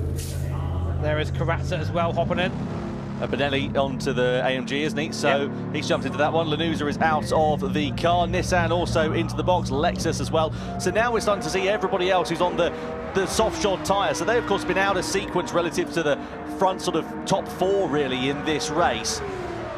Because, of course, they started on the slower compounds of tyre, and I wonder if it might bring them back into contention. Meanwhile, Porsche versus Mazda at the sharp end of this one, and you're absolutely right, Jimmy. I mean, if you remember, the gap between Subaru and the top two was, what, 5.5 seconds or so. It's now down to under 4 seconds as a result of that contact that we saw last time around. So we're now coming into the final stages of this race. Out of the Porsche is going to get Jose Serrano. Into the car is going to go Shota Sato, and let's see what he is going to be able to do on that hard tyre in the final stages of this one. In terms of the Mazda as well, we're going to see we're going to see Samuel Cardinal in the car, aren't we, for the final stint? So let's see how it works out. You see how close they are through this final stage as they come under the W Hotel and through that left-hander. And this surely is now going to be the final part of this one. Big wiggle there for Kokeman as he just gets a bit too greedy under the power as the tyres are now really starting to get away, and into the box they both come at the end of lap 15 for their final pit stop of 2025 in the Manufacturers' Cup. Yeah, slightly better box there from Mazda. Just a 10th gained anywhere is worth it, and now it's going to be a showdown. Amazing. It all comes down to this. The last 5 laps here at Fukuoka, the grand final of the Manufacturers' Cup. Team Porsche, Team Mazda, Team Subaru are your top 3 in the points, your top 3 contenders here. Whoever finishes first out of these 3 teams in this race will be the champion. Sato is charged with taking the car home for Team Porsche. Danny Solis in the car for Subaru. Who's in the car for Mazda, Tom? In the Mazda, it'll be Samuel Cardinal for the final stint of this race. So let's see what the Canadian driver is going to be able to do. So Sato in at Porsche, Cardinal in at Mazda, Solis in at Subaru. Where is Team BMW? They can upset the apple cart here, as you would say, Mr. Brooks. And they're not quite out of the pit lane yet. So I think realistically, they've got a bit of a run back. 2 seconds back to... Oh, wow, they're closer than I thought, Tom. Wow. They are. There they are. You can see them. And they're going to be right on them like a shot before too long. 1.6 seconds, that's absolutely nothing given the performance advantage of these soft tyres, and they could be a bit of an upset because, you know, look, the leaders, they're not too far down the road. There's 4 laps left of this one, plenty of time for it to play out, especially if the top 2 start duffing one another up. We come down the back straight in towards the hairpin bend of the left-hander, rather I should say. At the moment it's Porsche who will be the champions. If Mazda get into the lead, they'll be champions, but there's still plenty of time for a disruption here. BMW and AMG are going to be rapid in these last few laps. We saw saw the time difference between the soft and the hard tyre being nearly 2 seconds a lap. So you have to keep an eye out for these guys now, as Sam Cardinal in that Mazda had a race win earlier on today at the Daytona events. This is a bit different Daytona, more a couple of right-handers than this one, so definitely a bit difficult. But look already, BMW is already on the back of Team Subaru. This is important for Subaru. They can't afford to lose places, but really they're just sitting duck. Danny Solis doing his best to defend, but that BMW far quicker on that soft unlock tyre. Yeah, absolutely. Do you sort of limit the damage then by this point and just sort of let them, not fight it too much, just get on with it? Let's wait and see what will happen. But Solis there just, again, keeping, the normal racing line as we come through into the final sector. Mercedes AMG there as well with Lucas Bonelli, who's behind the wheel, and these two are going to be diving to the inside. Look at the grip they've got. BMW go through and into third place. Where's Lucas Bonelli? He's ready to try and pick his pocket as well. Through into the right-hander of the final corner. Bonelli doesn't have a gap there to use the extra momentum and the extra grip. On the exit of the corner, though, he does. Pulls alongside the Subaru. Bonelli and Mercedes then are up through and into fourth place. Subaru lose 2 places in as many corners. See Solis really struggling. There wasn't really trouble in the apex at all at the last corner, so that's him down to 5th now. And the German march of BMW and Team AMG go onwards after Team Mazda. So the gap between Mazda and Porsche 7/10. So basically it's between these two really for the ultimate for the grand final for the series. But these two could upset that. Yeah, no doubt about it. I mean, what, 3 seconds or so? It's a gap that looks pretty big, and we've got 3 laps left. You wonder how soon they're going to be able to close up onto the back of them. Well, it's 2 seconds a lap. It's a lap and a half. So we'll see it probably mid to lap 18. Really starting to get the back. Here comes Bonelli there. He wants to lead the charge. Through he goes up at the inside there, end of the braking zone. Up into third place goes Bonelli in the AMG. Past Seiya Suzuki in the BMW. It's been a while since Bonelli has been at the front of one of these events, and I'm sure he's hungry to try and take a win here at the grand final. Subaru, a 1 second track penalty, goes from bad to worse for Team Subaru and Danny Solis. That will put them into the clutches of Nissan. How far will Subaru drop? Well, Subaru are now out of contention for the overall victory in the Manufacturers' Cup. That's them done and dusted. You can pretty much count them out for it. Meanwhile, this is the effective battle for the race win in the grand final of the Manufacturers' Cup between Mercedes and between BMW. It'd be great for Mercedes. They need something to smile about after what has been a torrid couple of seasons in this championship. They came close to winning the Cup overall a few years ago, but that was ever such a distant memory now, and you can see them closing up onto the back. What is it now? 2.5 seconds. They've taken 1.5 seconds out over the course of this second and third sector alone. What do you do if you're Mazda and Porsche right now? Because realistically, you're fighting each other, but you've got these 2 teams charging behind you. Do you just let them through, or do you fight for the win? But I don't think you can do anything, can you? Because the difference of pace and grip and performance between the soft tyre and the hard tyre is so vast. What, 2.2 seconds last time? I don't think there's going to be anything they can do. They're just going to go through like they're sitting still. Mercedes and BMW are surely going to go on in this battle for victory, and then you're going to have a battle for what is a 3rd place in this race that will be overall for the Manufacturers' Cup title. And whilst all this is happening, Mazda are closing on Team Porsche. The gap coming down from 7/10 to half a second though. Sam Cardinal in the RX Vision harrying the Porsche 911 in front at the moment. This is going to be such an exciting finish here to the Manufacturers Series in 2025. Bonelli there though hunting both of them down in the AMG. So just to give you an idea, 16 points on offer for 3rd place, 14 points on offer for 4th place. So it's a 2-point swing in it, but there's 2 points in it between the gaps at the start of this race. Let's have a look though at what's happening here between Mazda and Porsche. They're going to start to get their elbows out here before too long. Lap 18 out of 20. Are we going to see a dive from Samuel Cardinal down the back straight in towards the hairpin bend? Sato goes to the defensive line on the inside. Cardinal looks towards the outside of the Mazda. Don't think he can make anything stick through there. Nothing opening on the switchback on the inside as well. But what is opening is an opportunity for AMG and for BMW in the battle for this victory. They're closing up onto the back of the top 2 at a vast rate of knots, and surely it's a matter of when and not if they're going to strike in this battle for victory here. But this is for everything. This is the battle for the win of the entire Manufacturers' Cup. Right now, Porsche and Mazda separated by less than 3/10 of a second. You can sense that Sam Cardinal thinks he can win this in that Mazda. He's got the pace. He's staying with the Porsche. He's caught back up again. But can the Porsche hold him off? Can Sato hold off and take Porsche to a historic first Manufacturers' Cup win? As you said, Tom, a non-Japanese manufacturer has never won a Manufacturers' Cup or series event. So It's all going to come down to here's Benelli in the AMG's right at the back of the Mazda now. Yeah, we come through into the left and then the right-hander, and this is where Benelli's going to have so much more grip through the sweeping fast right-hander into the braking zone of the hairpin. We're going to go, and are we going to see Benelli launching his way through to the inside? Not quite on this occasion, but it's surely going to be the exit of the corner. Look at the traction he'll have underneath his right foot as we come down this 1 kilometre long back straight. He'll have more grip underneath him at this point. He'll have more grip into the braking zone, and surely he's going to be able to challenge for position. Mazda diving to the inside line then here, trying to defend that position. Benelli looking for a way through. Are we going to go nearly 3 abreast? Is he going to split the 2 of them? Into the braking zone we go. Benelli and Mercedes on the inside and through and into second. They split the top 2 on the hard competent tyre. On the exit of the corner though, Porsche are onto the curb, and here comes Benelli once more. He's got more grip on the exit of the corner. We come down the back straight we go, and Cardinal's ready to try and pick his pocket there as well. Side by side we are for second and third. Side by side we are also for the race lead. Into the braking zone. Around the outside goes Benelli. Contact there with Mazda. Goodness me, what drama we see on the penultimate lap. And the upshot is Lucas Benelli goes from challenging to the victory to being out of contention. Surely there's a penalty on the way there. That is huge. They both went to try and pull out at the same time there. I mean, a bit of miscommunication between the two.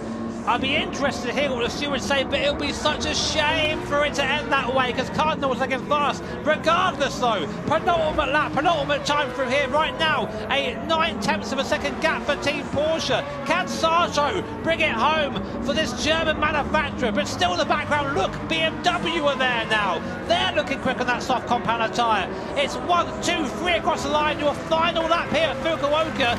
Will a steward's decision decide this race? We can only find out. Well, let's hope the decision comes before the end of this final lap. Through the first corner for the last time we go. Porsche, Mazda and BMW all in your picture at the moment. The soft tyre shod BMW of Seiya Suzuki, who is behind the wheel of that car at the moment, is surely going to be doing exactly what Lucas Benelli was doing just 1 lap ago and threatening in this battle for the race lead. Down in towards the left-hander we go. Porsche leading the way for now. Samuel Cardinal, I don't think he's going to be quite close enough and gets a bit of a poor exit on the hairpin bend there, but where is Suzuki in relation to it? He's still 7/10 of a second away. He's not quite close enough to challenge at the moment. Mazda get a 2-second penalty for their involvement, so that is going to deny them an opportunity of the Manufacturers' Cup title here in 2025. And if Porsche rather I should say, are able to keep it on the straight and narrow and not come under any pressure from BMW in the closing stages of this one, they will be crowned as the champions of this season. What a shame for Team Mazda. Well fought there, and not a way you want to see one of these races end at all, but that does give breathing room to Sato. It is now a victory lap for Porsche and Sato. So many years we've been doing this. 2018 we started this series here, and ever since then we've never seen a non-Japanese manufacturer take the win here, but Porsche now only corners away from making Gran Turismo history. Well, what a season it has been for Team Porsche. Consistency creates champions, as the old adage goes, and that has certainly proven to be the case for the German manufacturer. Angel Estrada of Chile, Jose Serrano of Spain, and Japan's Shota Sato, who is behind the wheel here in his home race in Fukuoka, will come around the final corner. Porsche become the Manufacturers' Cup champions of 2025 here in Japan. What a phenomenal season from the German manufacturers. They create history in the Gran Turismo World Series to become the first ever non-Japanese manufacturer to win the crown. BMW over the line in second place, and Mazda, against all the odds, despite that penalty on the final lap, complete the podium in third position. What a season, what an end to that race, what drama we've had here in Japan. And look what that means there for the boys at Team Porsche. You know, Angel's been trying to get this team to a Manufacturers' Cup Series win for years and years now. So, I mean, his story is inspirational. The comeback from injury and to now this, undoubtedly the highlight of his Gran Turismo career. Jose Serrano again showing you why he's one of the best drivers in Gran Turismo. Flawless stint from him, and Sato as well, holding on under pressure to take a win there. That must felt sweet to bring that car home in front of his home audience here. But commiserations to Team Mazda. Just, we said one small mistake is all it took. and that put Cardinal out of contention. Very, very fine margins, as always, in the GT World Series, and you can see the disappointment there for Mazda and for Samuel Cardinal, that mistake on the final lap, and what it's cost them, what it's cost some of the drivers here tonight as well.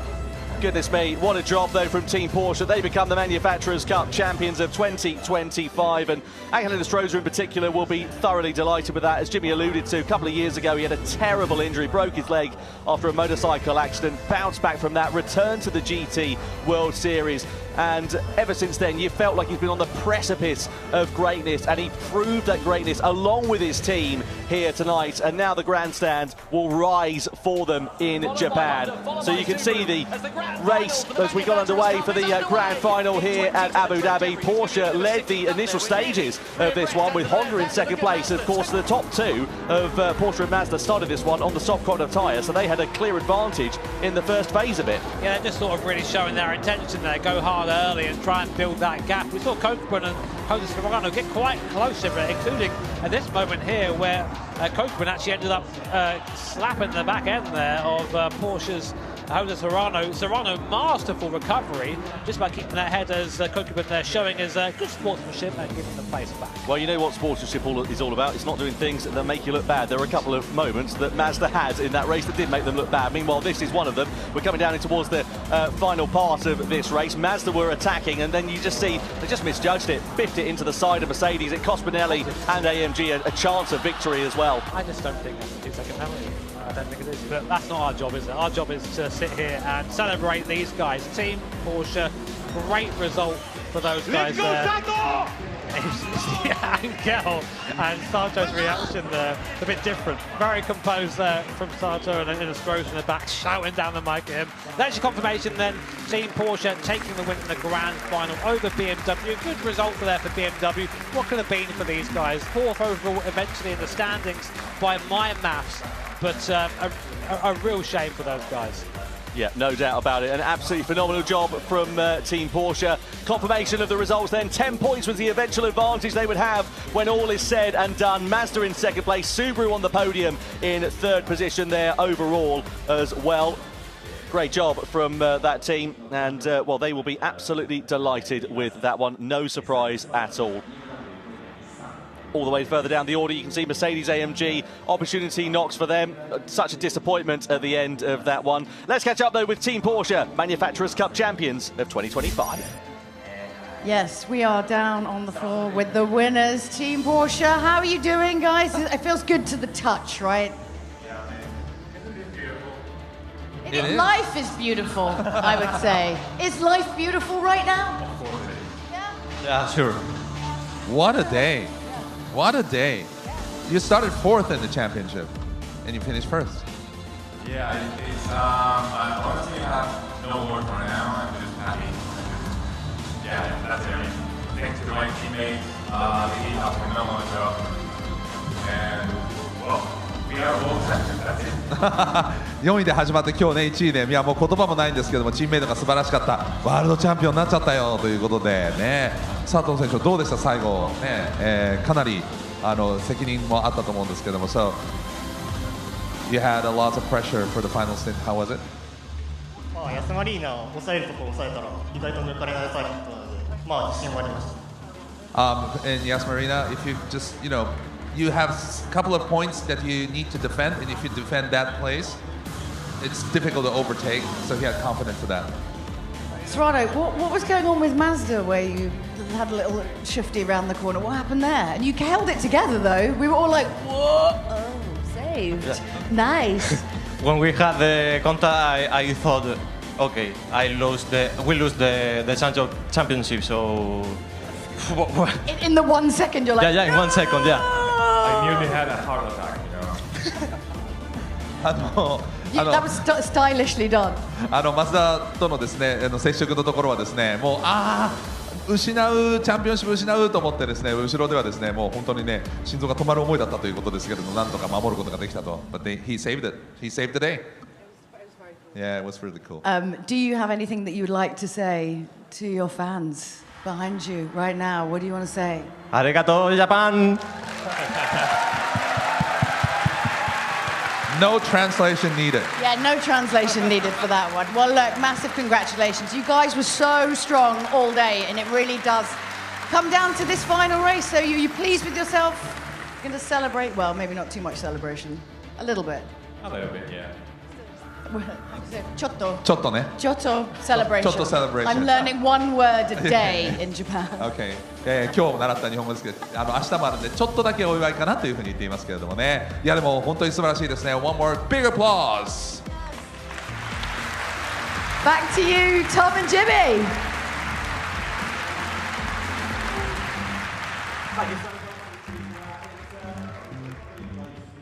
Weekend, brilliant season from the Manufacturers' Cup, and what a season it's been, especially for Team Porsche. An amazing job, and just looked unfathomable, unfallible, sorry, I beg your pardon, under pressure at the end of that. Yeah, I mean, I got to admit, same as Serrano, when I saw that contact, I thought, oh, that's going to be that's going to be controversial. Greg did the right thing there, redress that position there, but drama all the way to the end, and yeah, I mean, I didn't think we'd ever see a non-Japanese manufacturer win this thing, given their heavy presence here, of course. But yeah, I mean, see Porsche do it, and especially for, we've mentioned Angel before, but he's been a Porsche driver for as long as I can remember. He's always stayed with them for years and years and years. So for him, this must be extra sweet. Absolutely, and also, for Jose Serrano, great job from him. He's on the precipice of greatness, also in the Manufacturers' Cup, could become a double champion here this weekend, and for Sato as well. Brilliant for him, especially in front of his home crowd here in Fukuoka. Yeah, there's got to be a pressure to that. We talk about that a lot, about pressure. I mean, when you're doing this stuff at home and qualifying for these events, you're literally in your nice, lovely bedroom, you've got your cup of tea, whatever you've got there. But here, you have us idiots shouting over you. You've got a live crowd behind you, that guy with the crab mask, whatever it is behind you. Terrifying in the background. So there's a lot of pressure here. So to put off that performance with that pressure as well on circuit is fantastic. They are worthy champions. Absolutely, and if you're Mazda in particular, obviously finishing second in the overall standings is a great job, but it's going to hurt for a little while. Don't forget you can vote for your Dunlop driver of the day. Valerio Gallo, Jose Serrano, or Angel Nostroza are your options for that one. Who do you think has been the outlier in that? Who would you be voting for, Jimmy, if you had the option to? I mean, Gallo had a very impressive drive in that Sardinia race. I mean, somewhat anonymous, I think. Maybe the car not quite to his liking in the final. But that's part of the Manufacturers' Cup. It's a team game. It's not about one individual driver. Although saying that, pick your favourite driver. Nice and succinct and to the point. I like that one. Yeah, no, it really was a fantastic race there. And, for Lucas Bonelli, I mean, he recovered to fourth place at the checkered flag, but the contacts, especially in that final lap, it was unfortunate is probably the best way of putting it. That's a certified Bonelli moment, I think, where basically he does super well and then just gets taken out by someone, and he's like, cool, that happens to him every time. It's a real shame, but yeah, I mean, here are our suggestions for you for the driver for today. Jose Serrano, Nostroza, of course, or Valerio Gallo. Make sure the car's your vote. Yeah, absolutely. And, as we say, of course, there's an opportunity for revenge again next season, vengeance, whatever you want to call it. For next year, if you look at Mazda, they're going to be disappointed with that. It's as close as they've come to taking the crown in the Manufacturers' Cup. And it's going to sting for a little while, especially for the drivers, all the effort and the hours that they put in. Do you know why? Because I think that Cardinal could have done that. I think he could have won that. I think he had the pace to do it, but unfortunately, just that incident with Bonelli, that cost him the chance to do it. And I think it was just because, you know what, we're going to go full 4D in this one. Because they had that contact, they slowed each other down, and Bonelli caught him at that part of the circuit, and that thing happened. Had there not been contact between Kokipan and Jose Serrano, we could be congratulating Mazda right now. We certainly could be, but we're not. We're congratulating Porsche. There goes the 4D. It's the way it works out sometimes in motor racing. You've got to, of course, do everything you can, but you've got to also have a bit of good fortune. Yes. And unfortunately, fortune wasn't in their favour here today. And, it is what it is, as a wise man once said. It is. Goodness me. Yeah, I mean, poker, of course. We've also got the Nations Cup to come here tomorrow. A lot of the drivers that are competing in the Manufacturers' Cup here tonight are also going to be competing in that event. How do you then put a disappointment, say, for some of those drivers that have not had the best of evenings here tonight to then move forward and just focus on what's going on tomorrow? I mean, you kind of have no choice. This is part of the game. You've got to try. The race ends, and then it's got to be dead to you. Now move on to the next one straight away. Because if you spend your time ruminating and thinking, oh, what could I have done differently, you're never ever going to put yourself in a mindset where you can be competitive again. So, but these guys, they're pros. That's exactly what they do. So, I mean, Serrano, of course, is leading Nations Cup at the moment. That would be a nice double for him. Absolutely will. Well, anyway, enough of us talking and analysing the race. Let's get down to the podium ceremony then, shall we, here in Fukuoka. Oh. Time for the podium ceremony then to begin here in Japan, and what a season it has been in the Manufacturers' Cup in 2025. Third place, giving it your all for Team Subaru, for Danny Solis, for Kylian Drumont and Takuma Miyazono.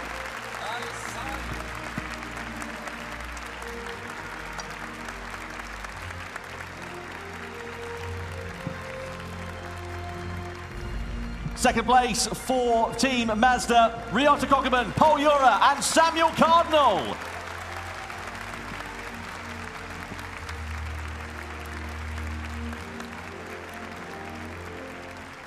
And now, ladies and gentlemen, the 2025 Manufacturers' Cup Champions of the World. Give it your all for Angelina Stroza, for Jose Serrano and for Shota Sato for Team Porsche.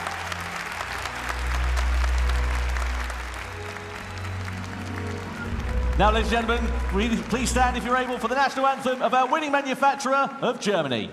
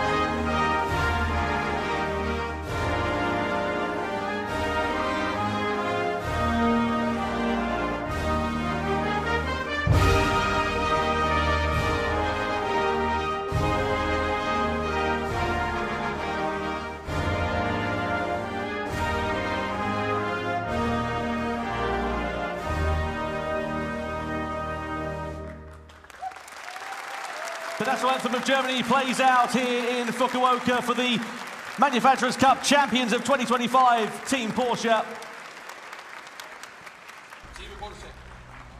Now time then for the trophies to be presented. Third place, Ikuyo Maeda for Mazda. Oh, sorry, I beg your pardon, for Masahiro Tsuzaki for Sumitomo Rubber Industries, presenting the third place trophy awarded to Team Subaru.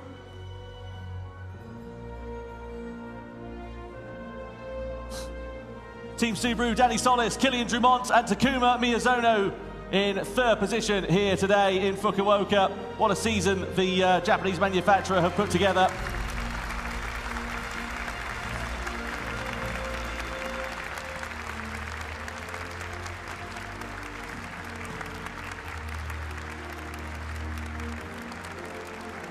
A huge round of applause here for the third place team of Team Subaru, for Danny Solis, for Kylian Drumont and for Takuma Miyazono.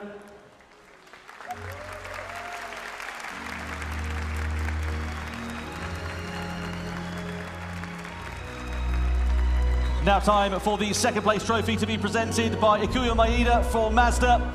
Mazda finishing in second position here in the Manufacturers' Cup in 2025. Samuel Cardinal, Paul Yura and Ryota Kokeman are your three drivers that comprise of that team, and the medals being awarded to them.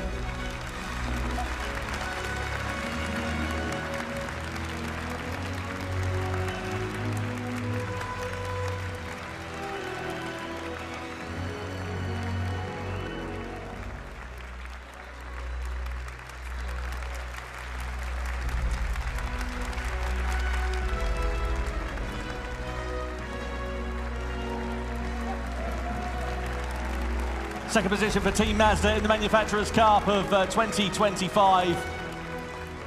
And now time then for the Trophies to be presented by Gran Turismo series producer Kazunori Yamauchi as he makes his way onto the stage here in Fukuoka. First of all, the medals presented to Chile's Angel Estrada, to Spain's Jose Serrano, and to Japan's Shota Sato of Team Porsche. To a rapturous applause in front of the crowd here in Japan. And now time for the moment we've been waiting for the Manufacturers' Cup Trophy of 2025 to be held aloft by Team Porsche.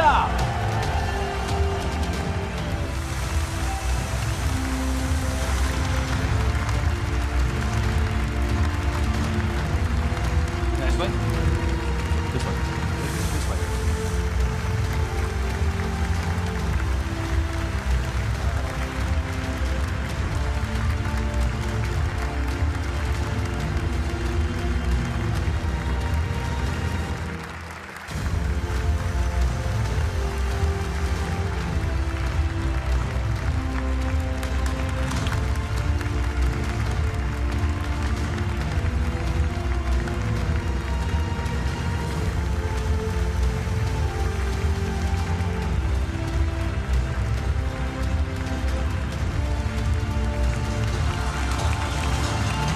Wow, my goodness. I mean, I thought it was over. I thought it was over in that last minute. Wow, that was great. Sasha, that wasn't really a question. I'm just too excited. I can't make it out. All races were so excited. すべてのレースがどれも面白かったんですけど、どうですか? They agree with me. Every race was really exciting, and you got so many goosebumps tonight. Well, you need to come along to all the rounds, obviously, so you don't miss the action. Invite me. Yeah. I'm available. Guys, don't call us, we'll call you. Did you enjoy it? How's it feel to be back? You're not allowed to miss any more next year. Yeah, I think this is a reminder that I gotta stay around, eh? That's how you gotta do it. But yeah, same for me. When Angel's saying he had a heart attack, you should see us in the booth. Holy hell. I had to pick him up from the ceiling at one point, to be honest. We were like shouting for 2 seconds, right? I was like, wow! Yeah. But it was like, whoo. Like, don't move. It doesn't seem to matter what you do in the GT World Series. When all is said and done, you can't predict it. I mean, honestly, if you were a crystal ball reader or doing tarot cards or something like that, it's pointless. Because it just, whatever happens, it turns on its head on a sixpence, doesn't it?